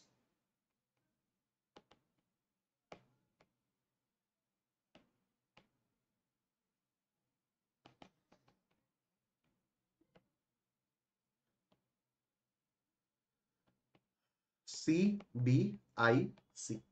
ठीक है, central board of indirect taxes and customs. तो यहां पर जैसे direct tax में CBDT है, central board of direct taxes, ये है central board of indirect taxes and customs. तो इसी को यहां पर जीएसटी काउंसिल भी बोल दिया जाता है। ठीक है, उसी को यहां पर जीएसटी काउंसिल भी बोल दिया जाता है। तो यहां पर सिंपली हो गया कि जो गवर्नमेंट है वो काउंसिल की रिकमेंडेशंस के बेसिस पर, काउंसिल से राय मशवरा करने के बाद एक नोटिफिकेशन के जरिए स्पेसिफाई कर देगी कुछ ऐसे ट्रांजैक्शंस जिनको सप्लाई ऑफ गुड्स मानना है, सप्लाई ऑफ सर्विसेज नहीं मानना, या जिनको सप्लाई ऑफ सर्विसेज मानना है, सप्लाई ऑफ गुड्स नहीं मानना है। ठीक है, ये बात क्लियर हो चुकी है। Very nice. तो आपको सेक्शन 7 का एक ओवरव्यू मिल चुका है। अभी जो शुरुआत में, अभी आज से 45 मिनट्स पहले जो आपका डर था, अभी वो डर थोड़ा थोड़ा कम होना शुरू हुआ है। अभी मैं नहीं कह रहा हूं पूरा डर, अभी मैं ये नहीं कह रहा हूं पूरा का पूरा, लेकिन थोड़ा थोड़ा डर आपका कम होना शुरू हुआ है। हाँ, अभी तो हम आगे इन चीजों को एनालाइज करेंगे ही करेंगे, एक एक चीज का, एक एक वर्ड का एनालिसिस मैं आपको बताऊंगा, एक एक शब्द का। और इसके अंदर अभी तो बहुत कुछ जाएगा, ये तो मैंने एक समराइज कर दिया है आपके सामने। ठीक है, एक ओवरव्यू दिया है मैंने आप लोगों के सामने। अभी तो इसको और डिटेल में हम लोग पढ़ते हुए जाएंगे और ये लंबा डिस्कशन चलेगा। तभी मैंने आपसे कहा था ना 4-5 दिन का डिस्कशन। ठीक है, तो अभी आप लोगों को एक क्लैरिटी आ रही है, अभी सेक्शन पढ़ते समय भी डर नहीं लग रहा है, ये सब हो रहा है, थोड़ा सा कॉन्फिडेंस फील कर रहे हो, थोड़ा सा कॉन्फिडेंट फील कर रहे हो, जल्दी से यहां पर बताओ ऐप पे, और जितने भी स्टूडेंट्स यूट्यूब पे देख रहे हैं आप लोग बताओ फटाफट से, थोड़ा बहुत आप लोग कॉन्फिडेंट फील कर रहे हो? यस, यूट्यूब पे जितने भी स्टूडेंट्स हैं ऐप पे, यस, वेरी नाइस। अब आओ एक एक चीज का एनालिसिस करना शुरू करते हैं। तो सबसे पहले हम एनालिसिस कर रहे हैं सेक्शन 7(1)(a) का। सबसे पहले 7(1)(a), 7(1)(a), ठीक है, इसका एनालिसिस हम लोग करने जा रहे हैं। देखो, तो there should be a supply of goods और सर्विसेज, ठीक है। इसका सिंपली मतलब ये हो गया कि if anything other than goods और services is supplied it won't attract GST. लेकिन सर सवाल तो ये आता है कि ऐसी कौन सी चीज हो सकती है जो ना तो सप्लाई, ना तो गुड्स होगी, ना तो सर्विसेज होगी। तो उसके लिए हमें गुड्स और सर्विसेज की डेफिनेशन पढ़नी होगी कि गुड्स क्या है और सर्विसेज क्या है। मैं एक एग्जांपल के तौर पर आपको बता दूं, सिक्योरिटीज यानी जो शेयर्स वगैरह होते हैं ना, जो शेयर्स वगैरह होते हैं वो ना तो गुड्स की डेफिनेशन में आते हैं ना तो सर्विसेज की डेफिनेशन में आते हैं। मतलब अगर आप शेयर्स खरीदते हो तो उस पर जीएसटी नहीं लगता, ठीक है। अगर आप शेयर्स खरीदते हो या शेयर्स बेचते हो तो उस पर जीएसटी नहीं लगता। लेकिन सर हमने तो खरीदा हुआ है, हमने तो देखा हुआ है, जीएसटी लगता है। वो जीएसटी शेयर्स के खरीदने पर नहीं लगता, जो शेयर्स के खरीदने पर ब्रोकरेज देते हो ना उस ब्रोकरेज के ऊपर लगता है, ठीक है। अरे सर अब तो कंफ्यूजिंग हो रहा है, इसीलिए तो कह रहा हूं आराम आराम से करेंगे, ठीक है। आपके हर सवाल का जवाब है मेरे पास, आपके हर सवाल का जवाब है मेरे पास, हर डाउट का जवाब है मेरे पास, लेकिन उस डाउट का जवाब सही समय पर आएगा आपके पास, ठीक है। तो इसलिए मैं बार बार बोल रहा हूं कि थोड़ी सी पेशेंस आपको दिखानी होगी फॉर द नेक्स्ट 4 लेक्चर्स, और इन 4 लेक्चर्स के बाद all your doubts will be cleared, ठीक है। तो देखो, तो कुछ चीजें ऐसी होंगी जो ना तो गुड्स होंगी ना तो सर्विसेज होंगी। अगर कोई ऐसी चीज होती है जो नाइदर गुड्स है नॉर सर्विसेज है तो उस पर जीएसटी नहीं लगेगा, ठीक है। अब आ जाओ ये टर्म समझते हैं, ये टर्म समझते हैं। Sale, transfer, barter, exchange, licence, rental, lease, disposal, ठीक है।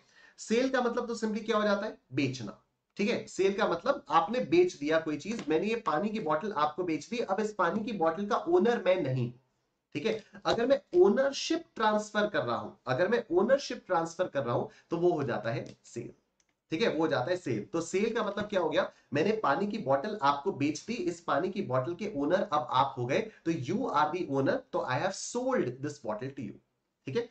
तो the list of transactions, sale, transfer, barter, exchange, license, rental, lease और disposal is not an exhaustive list. Exhaustive का मतलब होता है कि ऐसा नहीं है कि सिर्फ यही 8 एक्टिविटीज सप्लाई होंगी, इन 8 एक्टिविटीज के अलावा भी सप्लाई हो सकता है। This is only an illustrative list. कैसे पता चला, क्योंकि यहां पर लिखा ना such as, देखो लिखा ना all forms of supply of goods or services are both such as। Sir इतना छोटा छोटा, इस पे तो हमारा ध्यान भी नहीं गया था, सच एज को तो हम लोगों ने मिस ही कर दिया था। इसीलिए तो मैं बता रहा हूं भाई कि एक एक चीज का एनालिसिस यहां पर करवाऊंगा आप लोगों को। तो सच एज का मतलब क्या हो गया, फॉर एग्जाम्पल। सच एज का मतलब क्या हो गया, फॉर एग्जाम्पल। तो ये जो sale, transfer, barter, exchange, licence, rental, lease, disposal, ये जो 8 एक्टिविटीज है, these are given only as examples, ठीक है। ये जो 8 एक्टिविटीज है ये तो सिर्फ एग्जाम्पल्स के तौर पर दी हुई है। डन। तो if anything other than goods और services supplied it won't attract GST, ये तो हो गया।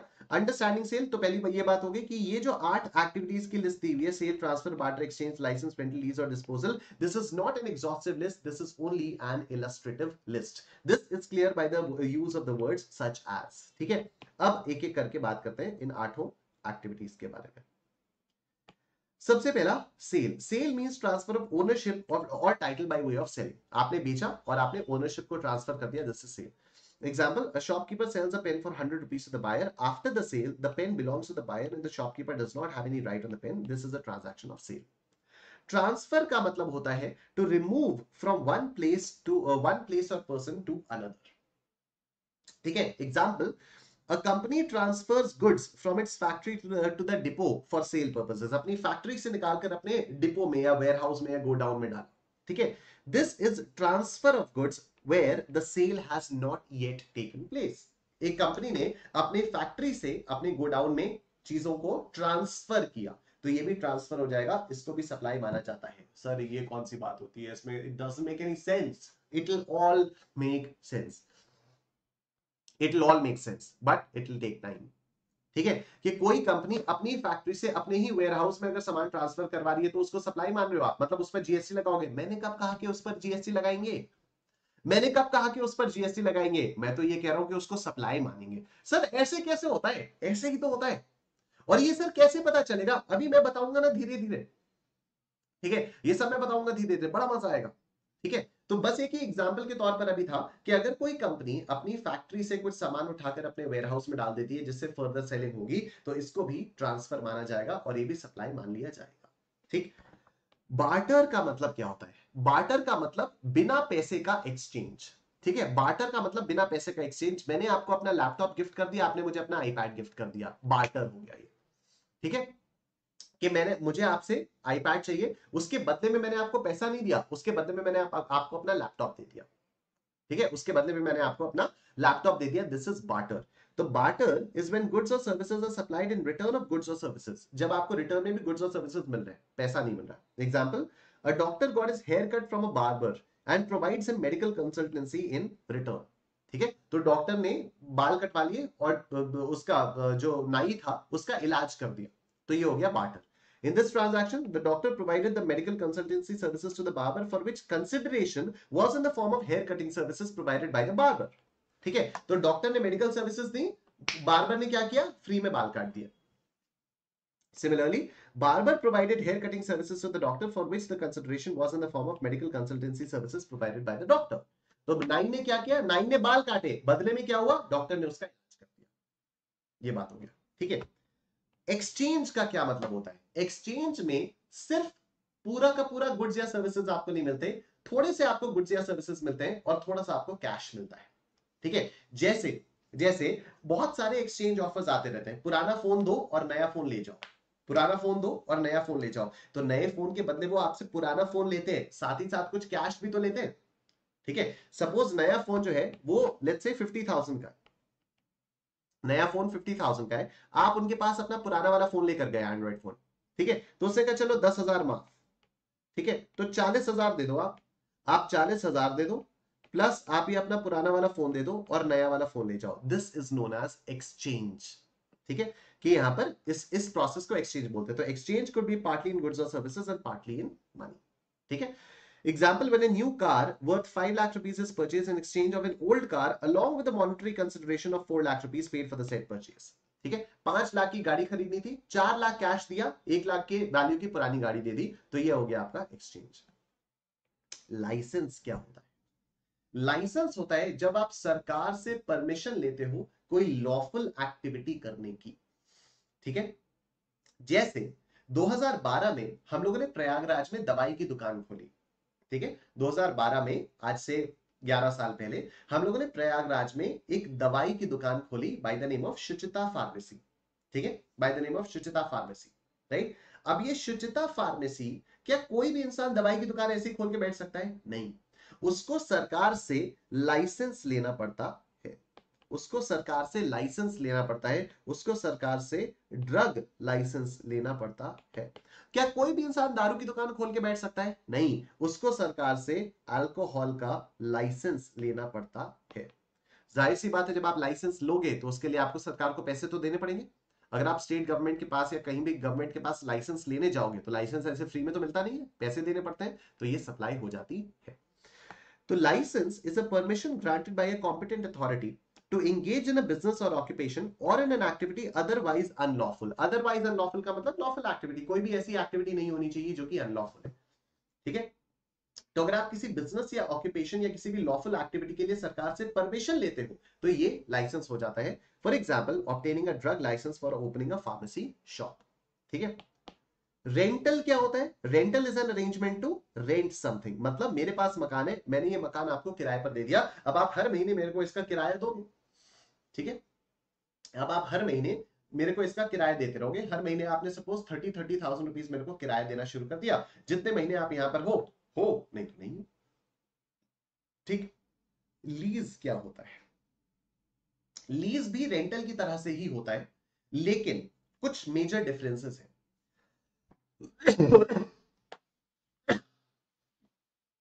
लीज एक तो लॉन्ग टर्म के लिए होती है। ठीक है, पहले ही ये अग्री कर लिया जाता है कि मैं आपका मकान 10 साल के लिए किराए पर ले रहा हूं, मैं आपका मकान 10 साल के लिए किराए पर ले रहा हूं। ठीक है, पहली बात तो ये। दूसरी बात, जब आप कोई चीज लीज पर लेते हो, जब आप कोई चीज लीज पर लेते हो तो आप उसमें अपनी मर्जी से चेंजेस कर सकते हो, आप उसमें अपनी मर्जी से चेंजेस कर सकते हो। ठीक है, आप उसमें अपनी मर्जी से चेंजेस कर सकते हो। जब आप किराए के मकान में होते हो तो आपको एक हथौड़ी से एक नेल भी गाड़ने के लिए, एक कील भी ठोकने के लिए आपको लगता है कि यार इससे जो मकान मालिक है उसको प्रॉब्लम तो नहीं होगी, चलो ठीक है बाद में पुट्टी करा के जाएंगे। ठीक है, ये फील आती है। तो जब आप किराए के मकान में रहते हो तो आपको कुछ भी करने से पहले मकान मालिक की परमिशन लेनी पड़ती है। लेकिन जब आपने कोई चीज लीज पर ली हुई है, एक लंबे समय के लिए लीज पर ली हुई है, तो आप बिना मालिक की परमिशन के कुछ ना कुछ कर सकते हो। फॉर एग्जाम्पल, एक एग्रीकल्चरल लैंड हम लोगों ने लीज पर ली हुई है, 50 साल की लीज है वो। ठीक है, एक एग्रीकल्चरल लैंड अगर हमने लीज पर ली हुई है, 50 साल की लीज है, तो अब उस एग्रीकल्चरल लैंड पर मैं अपना फार्म हाउस बनवाऊं, मैं आम का पेड़ लगाऊं, मैं कोई भी पेड़ लगाऊं, मैं कुछ भी करूं उस जमीन पर, वो मेरी मर्जी है। ठीक है, as long as it is an agricultural activity, क्योंकि एग्रीकल्चरल लैंड है तो उस लैंड को खराब नहीं करना है, ये बात है। ठीक है, तो ये 50 साल की लीज है, तो अब 50 साल के लिए हर साल किराया अभी भी जा रहा है, लेकिन एक बार में अग्रीमेंट हो गया, लमसम अग्रीमेंट हो गया, लंबे समय के लिए अग्रीमेंट हो गया, and now I am kind of like an owner of that land, और अब मैं उस पर कुछ भी कर सकता हूं। ठीक, तो lease means to make a legal agreement by which money is paid in order to use land, building, vehicle, piece of equipment for an agreed period of time. ठीक है, period of time agreed है। Difference between renting and leasing is that when you rent something, you are not the owner and cannot make necessary changes. But when you lease something, you can make necessary changes as per your wish. ठीक है, तो lease में आप अपनी मर्जी से उसमें अगर चाहो तो आप चेंजेस वगैरह कर सकते हो। डिस्पोजल का मतलब क्या होता है? तो डिस्पोजल बेसिकली किसी भी तरह से अपने पास से हटा देना, दैट इज डिस्पोजल। ठीक है, अगर ये बॉटल गिर के खराब हो जाए, ठीक है, कांच की बॉटल गिर के टूट जाए, दैट इज ऑल्सो डिस्पोजल। ठीक है, मकान है, अर्थक्वेक आ गया, मकान ढह गया, दैट इज ऑल्सो डिस्पोजल। ठीक है, मैंने ये फोन किराए वो कबाड़ में बेच दिया, डिस्पोजल। तो डिस्पोजल बेसिकली अपने पास से किसी भी तरह से हट जाए तो वो डिस्पोजल। तो disposal means sale, pledge, giving away, use, consumption or any other dispositioning of a thing। ठीक है, मैंने कंज्यूम भी कर लिया, वो भी डिस्पोजल हो गया है। तो ये 8 चीजें थी, एंड आई एम श्योर आपको इन 8 चीजों का मतलब अभी अच्छे से समझ में आ गया होगा। Sale, transfer, barter, exchange, licence, पेंटी, लीज, डिस्पोजल। ठीक है, ये 8 चीजें क्लियर हुई आप लोगों को? ये 8 चीजें क्लियर हुई? जल्दी से यहाँ पे चैट बॉक्स में बता दो, जल्दी से बता दो चैट बॉक्स में यस। और जितने भी लोग यूट्यूब पे देख रहे हैं, ये 8 चीजें आप लोगों को क्लियर हुई? Done, very nice. ठीक है, क्विकली समराइज कर दे रहा हूं। सेल मतलब कोई भी चीज बेचना, ओनरशिप को ट्रांसफर करना। ट्रांसफर का मतलब एक जगह से दूसरी जगह पर ले जाना। Cell transfer. बार्टर, बार्टर का मतलब एक चीज के बदले दूसरी चीज ले लेना। एक्सचेंज, एक्सचेंज का मतलब एक चीज गई और साथ में कुछ पैसा भी गया और सामने से दूसरी चीज आ गई। Sale, transfer, barter, exchange. Licence, licence मतलब सरकार से परमिशन लेना कि हम ये बिजनेस करना चाह रहे हैं, हम यहां पर ये दुकान खोलना चाह रहे हैं, सरकार से परमिशन लेना, लाइसेंस। रेंटल, रेंटल मतलब किराए पर कोई भी चीज देना, आपने कोई भी चीज किराए पर दे दी, मंथली अग्रीमेंट हुआ या एनुअल अग्रीमेंट हुआ, जो भी है वो किराए पर आपने कोई चीज दी। लीज, लीज का मतलब लंबे ड्यूरेशन के लिए आपने दिया, और जब आप लीज पे कोई चीज लेते हो तो आप kind of like an owner बन जाते हो और आप उस पर रिक्विजिट चेंजेस कर सकते हो बिना ओनर की परमिशन मांगे हुए। डिस्पोजल का मतलब किसी भी तरह से अपने पास से उस चीज का हट जाना, दैट इज डिस्पोजल। ठीक है, ये 8 चीजें क्लियर हुई? तो देखो, supply means all forms of supply of goods और सर्विसेज और both, all forms of supply of goods or services of both, such as for example sale, transfer, barter, exchange, license, rental, lease, disposal। हो गया? Next, made और agreed to be made. इसका मतलब मैंने आपको बताया था, मेड और अग्रीड टू बी मेड का मतलब कि अगर मैं आपसे प्रॉमिस भी कर रहा हूं ना कि हाँ आप मुझे पैसे दो, मैं आपको बाद में पढ़ाऊंगा, तो ये भी सप्लाई हो जाती है। The words made or agreed to be made indicate that even if advance money is received, it is treated as supply। ठीक है, ओके। अब आओ बात करते हैं कंसिडरेशन पर। कंसिडरेशन का मतलब आप लोग बहुत अच्छे से जानते हो, क्विड प्रो क्वो। कंसिडरेशन का मतलब आप लोग बहुत अच्छे से जानते हो, क्विड प्रो क्वो। ठीक है, कंसिडरेशन का मतलब होता है समथिंग इन रिटर्न। अब यहां पर समथिंग इन रिटर्न को किस तरह से डिफाइन किया हुआ है, आओ देखते हैं। ठीक, the supply should be for a consideration. बहुत आराम से सुनते रहना, लंबा है कंसिडरेशन वाला डिस्कशन, चलेगा लंबा, कुछ कुछ केसेस के बारे में बात करेंगे, बड़ा मजा आएगा, बहुत इंटरेस्टिंग है। ठीक है, कंसिडरेशन मींस एवरीथिंग रिसीव्ड और recoverable in return for supply of goods और सर्विसेज और बोथ। कि मैंने आपको सप्लाई ऑफ गुड्स और सर्विसेज कर दिया, अब इसके बदले में मुझे अगर कुछ भी मिल रहा है तो दैट इज कंसिडरेशन। ठीक है, उसके बाद वो जो भी है दैट इज कंसिडरेशन। अब कंसिडरेशन की जो टेक्निकल डेफिनेशन है, जो कंसिडरेशन की टेक्निकल डेफिनेशन है वो क्या है, उसको बहुत आराम से सुनना। तो आपको पता है हर एक्ट में एक सेक्शन 2 होता है, ठीक है, और सेक्शन 2 के अंदर डेफिनेशंस मेंशन होती हैं। तो कंसिडरेशन में क्या डेफिनेशन है, आओ उसको देखते हैं। तो the technical definition of consideration is consideration in relation to supply of goods और सर्विसेज और बोथ इंक्लूड्स। कंसिडरेशन में क्या क्या आएगा, बहुत ध्यान से सुनते रहना, ठीक है। और याद रहे, जैसे अभी मैं एक एक लाइन को डिवाइड कर करके, एक एक वर्ड को बाइफरकेट करके उसका एनालिसिस आपके सामने ला रहा हूं, उसी तरह से कंसिडरेशन का भी लेकर आऊंगा। बस आप लोग ध्यान से सुनते रहना प्लीज, ठीक है। देखो, any payment made or to be made, या तो पेमेंट कर दिया गया हो या करना बाकी हो, weather in money or otherwise, चाहे पैसे में चाहे किसी और तरीके से, ठीक है, किसी और तरीके से मतलब काइंड में भी हो सकता है, ठीक, in respect of, in response to, or for the inducement of, ठीक है। इन तीनों का मतलब अभी समझेंगे। द सप्लाई ऑफ गुड्स और सर्विसेज और बोथ, ठीक है, किसके बदले आप कंसिडरेशन दे रहे हो, किसके बदले आप पेमेंट कर रहे हो, एनी पेमेंट मेड और agree to be made whether in money or otherwise, इन चीजों का किसके लिए, सप्लाई ऑफ गुड्स और सर्विसेज और बोथ, ठीक है। सप्लाई ऑफ गुड्स के बदले अगर आप पैसे में या पैसे के अलावा किसी भी तरह से पेमेंट कर रहे हो, whether by the recipient or by any other person, whether by the recipient or by any other person, school पढ़ाता है एक बच्चे को लेकिन बच्चे की फीस भरते हैं उसके पेरेंट्स, ठीक है। तो कंसिडरेशन, सप्लाई किसको मिल रही है, स्कूल किसको पढ़ा रहा है, स्कूल पढ़ा रहा है बच्चे को, लेकिन बच्चा क्या फीस अपनी खुद से पे कर पा रहा है, नहीं, बच्चे के बिहाफ पर फीस कौन पे कर रहा है, पेरेंट्स पे कर रहे हैं। तो कंसिडरेशन कौन दे रहा है, क्या कंसिडरेशन रेसिपिएंट दे रहा है, रेसिपिएंट मतलब जो सप्लाई को रिसीव कर रहा है। स्कूल में जो भी चीजें हो रही है, पढ़ाई हो रही है, खेलकूद हो रहा है, जो भी हो रहा है, वो तो बच्चा रिसीव कर रहा है ना, वो बच्चा रिसीव कर रहा है, लेकिन क्या वो बच्चा खुद पेमेंट कर रहा है, नहीं, पेमेंट कौन कर रहा है, कोई एक थर्ड पार्टी, उसके पेरेंट्स, ठीक है। तो कंसिडरेशन रेसिपिएंट खुद भी कर सकता है, कोई अदर पर्सन भी कर सकता है, but shall not include any subsidy given by the central government और स्टेट गवर्नमेंट, ठीक है। तो कभी कभी प्रोजेक्ट्स चलाने के लिए, मशीन वगैरह खरीदने के लिए सरकारें जो है वो सब्सिडी दे देती हैं, बेसिकली काफी सारा पैसा दे देती हैं कि इस पैसे को यूज करके आप अपना बिजनेस चलाओ, या इस पैसे को यूज करके आप मशीनें लगाओ वगैरह वगैरह, तो उसको कंसिडरेशन नहीं माना जाएगा, ठीक है, उसको कंसिडरेशन नहीं माना जाएगा। एक पॉइंट तो ये हुआ कंसिडरेशन का। अभी भी ये तीन टर्म जो है, in respect of, in response to or for the inducement of, इनका मतलब अभी समझना बाकी है, लेकिन कंसिडरेशन की डेफिनेशन में ही एक पॉइंट और है कि consideration includes the monetary value, the monetary value of any act और फोरबियरेंस, एनी एक्ट और फोरबियरेंस, मतलब आपने मेरे लिए कुछ किया, आपने मेरे को कुछ सामान दिया, मैंने आपको कुछ सामान नहीं, मैंने उसके बदले में आपको कुछ पैसा नहीं दिया, मैंने उसके बदले में आपको कुछ सामान नहीं दिया, ठीक है। आपने मुझे कुछ गुड्स या सर्विसेज सप्लाई की, आपने मुझे कुछ गुड्स या सर्विसेज सप्लाई की, मैंने बदले में आपको ना तो पैसा दिया ना तो आपको कुछ सामान दिया, ठीक है। अभी यहां पर तो यही था ना, यहां पर तो यही था, इन मनी और अदरवाइज, ठीक है, वेदर इन मनी और इन अदरवाइज, कि मैंने आपको या तो पैसा दिया या तो मैंने आपको कुछ सामान दिया। अब यहां पर बोला जा रहा है कि कंसिडरेशन उसको भी मानेंगे अगर आप कुछ काम करते हो या आप कोई काम नहीं करते हो,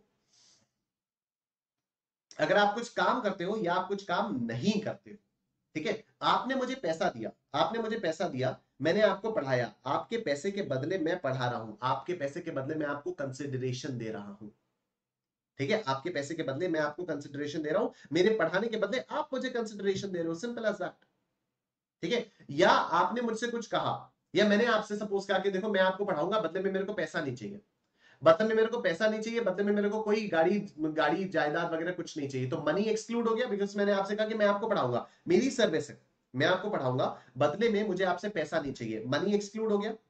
तो आपने कहा कि कोई बात नहीं सर, मैं आपको कार गिफ्ट कर देता हूं, कार दे देता हूं आपके पढ़ाने के बदले, मैंने कहा मुझे कार भी नहीं चाहिए, मैंने कहा मुझे कार भी नहीं चाहिए, डन। तो आपने कहा तो सर आपको क्या चाहिए, तो सर आपको क्या चाहिए, मैंने कहा मैं आपको पढ़ाऊंगा और बदले में ना आप मेरी एडवर्टीजमेंट कर दो, ठीक है, बदले में आप मेरी एडवर्टीजमेंट कर दो। आप कैसा एडवर्टीजमेंट कर दो, आप ना एक टेलीग्राम चैनल खोल लो, टेलीग्राम चैनल पर आप अपने बाकी सभी दोस्तों को वो टेलीग्राम चैनल का लिंक शेयर करो और आप सबको बोलो कि देखो निशांत कुमार से आके पढ़ाई करो। ठीक है, तो क्या मैंने आपको पढ़ाने के लिए आपसे पैसे लिए? नहीं। क्या मैंने आपसे कुछ और इन काइंड कुछ आपसे कंसिडरेशन लिया, गाड़ी ली, बंगला लिया? नहीं। But I made you to do something, I made you do something, तो यू एक्टेड फॉर दैट। ठीक है, तो इस एक्ट की मॉनिटरी वैल्यू क्या होगी? वो कंसिडरेशन हो जाएगा, वो कंसिडरेशन हो जाएगा। या फिर फोरबियरेंस, फोरबियरेंस मतलब मत करो ये काम, मत करो ये काम। ठीक है, जैसे मैंने आपसे कहा कि मैं आपको पढ़ाऊंगा, बदले में मुझे आपसे फीस नहीं चाहिए, बदले में मुझे आपसे कोई गाड़ी बंगला कुछ नहीं चाहिए। तो आपने कहा तो सर बदले में मैं क्या कर सकता हूं आपके लिए? तो मैंने कहा बस आप इतना काम करो। अब मुझे ऐसे दिमाग में आ नहीं रहा है कि मैं क्या मना करूं आपको करने के लिए। चलो मैंने कहा बदले में बस इतना काम करो कि 6 महीने के लिए अपना इंस्टाग्राम अनइंस्टॉल कर दो। ठीक है, बदले में बस तुम इतना काम करो कि 6 महीने के लिए इंस्टाग्राम अनइंस्टॉल कर दो, इंस्टाग्राम आप देखोगे भी नहीं। ठीक है, ये हो गया फोरबियरेंस। आपने कहा चलो ठीक है, ठीक है मैं आपको पढ़ाऊंगा, 6 महीने के लिए आपने सपोज अपना इंस्टाग्राम अनइंस्टॉल कर दिया, तो ये हो गया फोरबियरेंस। ठीक है, क्यों? In respect of and responsive for the inducement of the supply of goods or services or both, whether by the recipient or any other person, but shall not include any subsidy given by the central government or state government। बाकी सारी चीजें तो same थी। ठीक है, इन दोनों points में consideration से रिलेटेड जो 2 पॉइंट्स दिए हैं, इन दोनों पॉइंट्स में फर्क सिर्फ इतना था, यहां पर पेमेंट आप दे रहे थे चाहे मनी में चाहे अदरवाइज, और यहां पर आप कोई एक्ट कर रहे हो या आप कोई एक्ट नहीं कर रहे हो, उस एक्ट या फोरबियरेंस की मॉनेटरी वैल्यू आ रही है। बाकी सारी चीजें एकदम से in respect of, in response to, for the inducement of the supply of goods or services or both, whether by recipient or any other person, but shall not include any subsidy given by central government or state government। ठीक, अब payment made और agreed to be made means advance is also covered. ठीक है, यहां पर लिखा हुआ है एनी पेमेंट मेड और agreed to be made, made or to be made. ठीक है, पेमेंट मेड और अग्रीड टू बी मेड का मतलब एडवांस भी इसमें आ जाएगा। Whether in money or otherwise का मतलब it is not necessary that the consideration has to be in cash or cash equivalents, it could be in kind as well। ठीक है, whether in money or otherwise का मतलब ये हो गया। in respect of का मतलब क्या हो गया? in respect of का एग्जांपल देखो, जब आप मार्केट से कुछ खरीदते हो और आप उसके बदले पैसा देते हो, तो इसको बोलते हैं कि you paid money in respect of that purchase. ठीक है, तो that is called paying in respect of whatever you bought. ठीक है, in respect of whatever you bought, right. In response to का मतलब क्या होता है कि सपोज मैंने आपके लिए कोई एक फेवर किया, मैंने आपके लिए एक फेवर किया और अब आप उसके बदले कुछ और देना चाहते हो, मुझे कोई एक फेवर के बदले आप कुछ करना चाहते हो, and that is known as in response to. ठीक है, in response to, right. For the inducement of, for the inducement of मैं आपसे कह रहा हूं देख तो अगर ऐसा करेगा तो मैं तेरे लिए ऐसा कर दूंगा। ठीक है, तो I am asking you to do something but you not ready to do it. I tell you that if you do it, I'll say good things to you, good things about you to your crush। मैं आपकी crush के सामने जाकर आपकी तारीफ करूंगा। तो मैं अब आपको इंड्यूस कर रहा हूं कि आप मेरी बात मान लो, आप मेरी बात मान लो। अगर आपने मेरी बात मान ली तो मैं आपकी क्रश के सामने जाकर आपके बारे में अच्छी अच्छी बातें बोलूंगा। मैं आपकी क्रश के सामने जाकर आपके बारे में अच्छी अच्छी बातें बोलूंगा। That is for the inducement of. तो मैंने एक तरह से आपको रिश्वत दे दी परसुएट करने के लिए कि आप मेरी बात मान लो, तो मैं आपकी क्रश के सामने ऐसा ऐसा कुछ करूंगा। ठीक है, तो अभी क्लियर हो गया इन रिस्पेक्ट ऑफ का मतलब क्या हो गया। ये सब कुछ लिखने के लिए एग्जाम में नहीं आएगा। अभी मैंने आपसे स्टार्टिंग में भी बोला था कि किस टाइप के क्वेश्चंस आएंगे एग्जाम में, उसको हम लोग अभी धीरे धीरे देखेंगे। ठीक है, तो इन रिस्पेक्ट ऑफ का मतलब क्या हो गया, आपने कोई चीज खरीदी उसके बदले आपने पैसा दे दिया, in respect of. In response to का मतलब क्या हो गया, मैंने आपके लिए कुछ किया, उसके लिए आपने रेसिप्रोकेट करके आपने मेरे लिए कुछ कर दिया। फॉर द इंड्यूसमेंट ऑफ का मतलब क्या हो गया, आप करने को राजी ही नहीं हो, मैंने आपसे कहा देख अगर तू ये कर देगा तो मैं आपके लिए ऐसा कर दूंगा। ठीक है, whether by recipient or by any other person, this means that consideration can flow from third party as well। Subsidies given by central or state government are not considered as consideration। Monetary value of an act, monetary value of an act का मतलब क्या हो गया कि आपने मुझे कुछ पैसा दिया to do something। ठीक है, तो मैंने कुछ किया, मतलब वही मैंने आपको बोला ना कि मैं आपको पढ़ाऊंगा, मैं आपको पढ़ाऊंगा, आप उसके लिए कुछ काम कर दो मेरे लिए, तो उस काम की मॉनिटरी वैल्यू। ठीक है, या आपने मेरे को पैसा दे दिया मेरी क्लासेस रन करने के लिए, तो monetary value of an act. Monetary value of forbearance, this means that you've given me some money to abstain from doing something, to abstain from doing something। जैसे सपोज कल को आप सीए बन गए, ठीक है, बनोगी, कल को सीए बने, आप में से कोई एक मेरे पास आया, मैंने आपसे पूछा कि भाई क्या प्लान है, और तो आपने कहा कि सर मैं ना पढ़ाऊंगा। मैंने कहा चल बड़ी अच्छी बात है, क्या पढ़ाओगे आप? तो आपने कहा कि सर मैं तो टैक्स पढ़ाऊंगा। मैंने कहा यार ये तो मेरे ही पेट पे लात मारने वाली बात हो गई।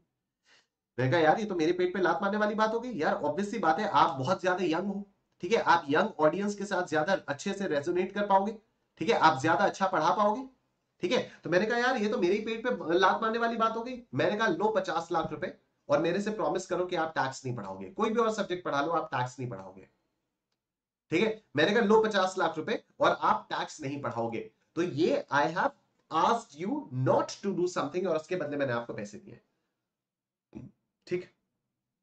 यहां तक कंसिडरेशन की डेफिनेशन थी, ये आपको क्लियर हो गई होगी, ठीक है। तो कंसिडरेशन में दो पॉइंट्स आए थे। एक तो any payment made or to be made whether in money or otherwise in respect of, in response to, for the inducement of, supply of goods और सर्विसेज और both, whether in cash, whether in money or otherwise, whether in money or otherwise, sorry, whether by the recipient or by any other person, ठीक है, in the course of furtherance of business, जो भी था ये, ठीक। Definitions आपको रटने की कोई जरूरत नहीं है, बट इसमें सब्सिडी नहीं आएगी, ठीक। एक बार अब फिर से एक बार कंसिडरेशन के डेफिनेशन पढ़ो।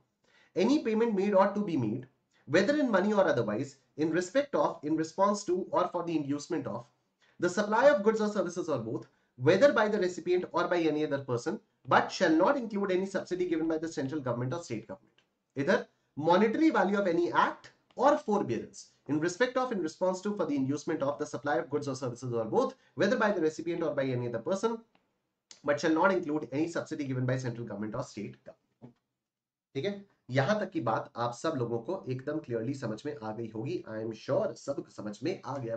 Stay forever, stay forever, stay forever, stay,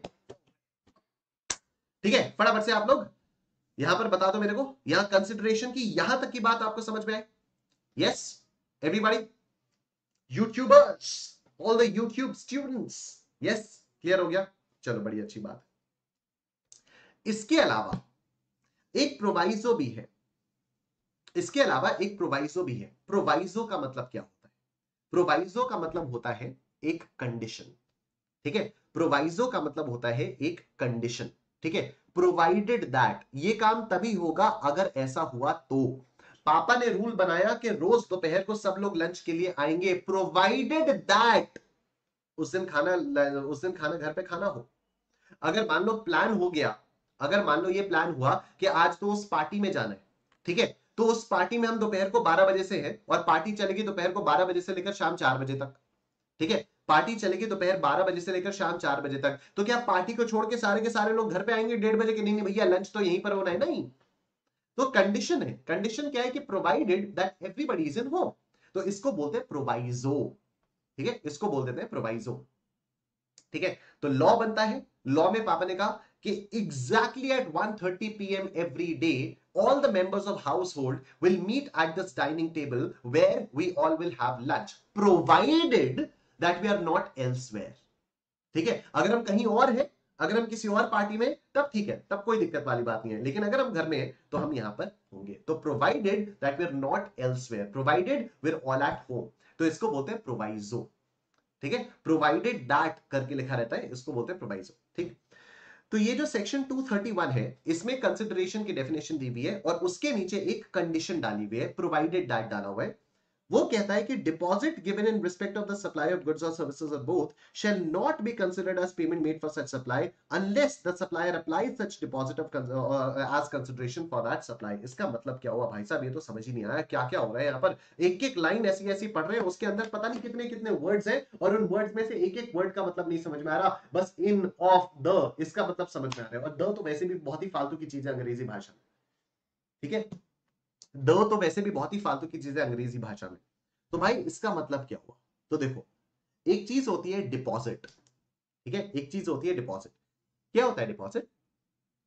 जब आप कोई मकान किराए पर लेने जाते हो ना, तो किराएदार आपसे 2 महीने का रेंट पहले से लेकर रख लेता है, ठीक है। आपसे सपोज या फिर एक कोई लमसम अमाउंट 25-25 हजार रुपए या 25,000 रुपए 30,000 रुपए आपसे लमसम लेकर रख लेता है। क्यों रख लेता है?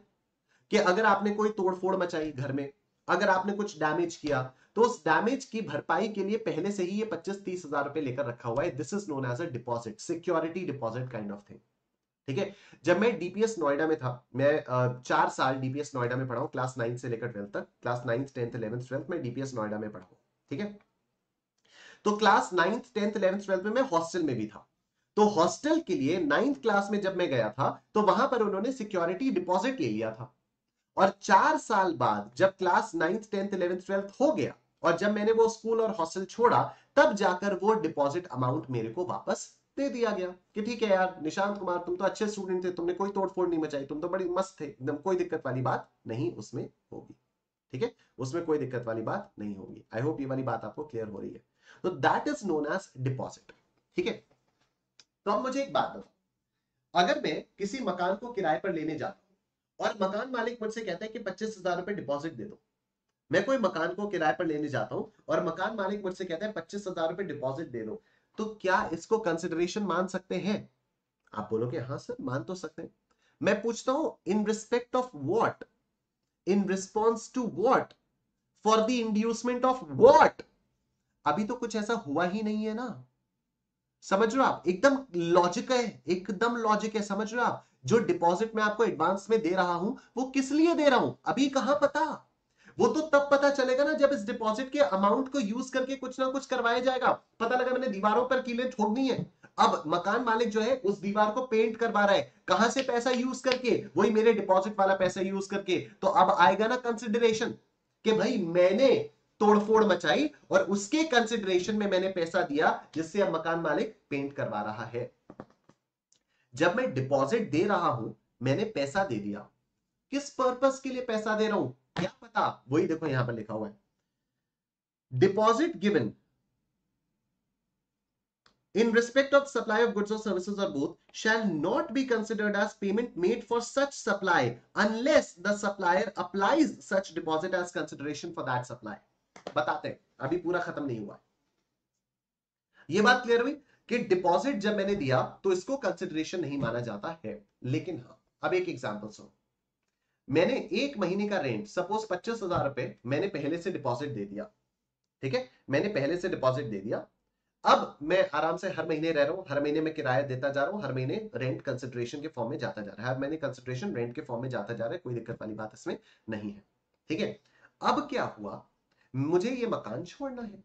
अब क्या हुआ कि मुझे ये मकान जो है, ये मकान मुझे छोड़ना है। सीसीटीवी कैमरा लगा है यहाँ पर, तो मुझे बड़ा मजा आ रहा है, ऐसा लग रहा है कि कोई देख रहा है मेरे को यहाँ। ठीक है, तो थोड़ा सा मैं कॉन्शियस भी हुए जा रहा हूँ। ठीक, एनीवे, तो क्या बता रहा था मैं? हाँ, कि डिपॉजिट जो है, डिपॉजिट जो है वो क्या होता है कि मैंने, हाँ मैं आपको एग्जांपल दे रहा था कि मैंने मकान के लिए सपोज 25,000 रुपए का डिपॉजिट दिया और अब मैं हर महीने उसमें रेंट पे किया जा रहा हूं, कोई दिक्कत वाली बात नहीं। ठीक है, हर महीने में उसमें रेंट पे किया जा रहा हूं, उसमें कोई दिक्कत वाली बात नहीं है। राइट। अब सपोज मैंने कुछ महीनों बाद सोचा कि मेरे को अब मकान शिफ्ट करना है और जो भी मेरा मकान मालिक है, मैंने उससे कहा कि देखो ये आखिरी महीना है जब मैं आपके मकान में रह रहा हूं, अगले महीने में अगले मकान में चला जाऊंगा। ठीक है, अगले महीने में अगले मकान में चला जाऊंगा। और फिर मैंने मकान मालिक से कहा और इस आखिरी महीने का किराया मैं आपको नहीं दूंगा। ठीक है, मैंने मकान मालिक से कहा कि इस आखिरी महीने का किराया मैं आपको नहीं दूंगा। याद है स्टार्टिंग में मैंने आपको एक डिपॉजिट दिया था, उस डिपॉजिट को आप इस किराए के तौर पर मान लो। ठीक है, उसी डिपॉजिट को आप यहां के इस महीने के किराए के लिए मान लेना। हर महीने का किराया मैं आपको 25,000 रुपए दे रहा हूं, मैं आपको 25,000 रुपए पहले एडवांस में डिपॉजिट कर चुका हूं, मैं आपको डिपॉजिट कर चुका हूं। अब वो डिपॉजिट आप इस किराए के अगेंस्ट में यूटिलाइज कर लेना, सिंपल। ठीक है, तो अब ये वाला जो डिपॉजिट है, अब इसको कंसिडरेशन मान लिया जाएगा। Deposit is not advance.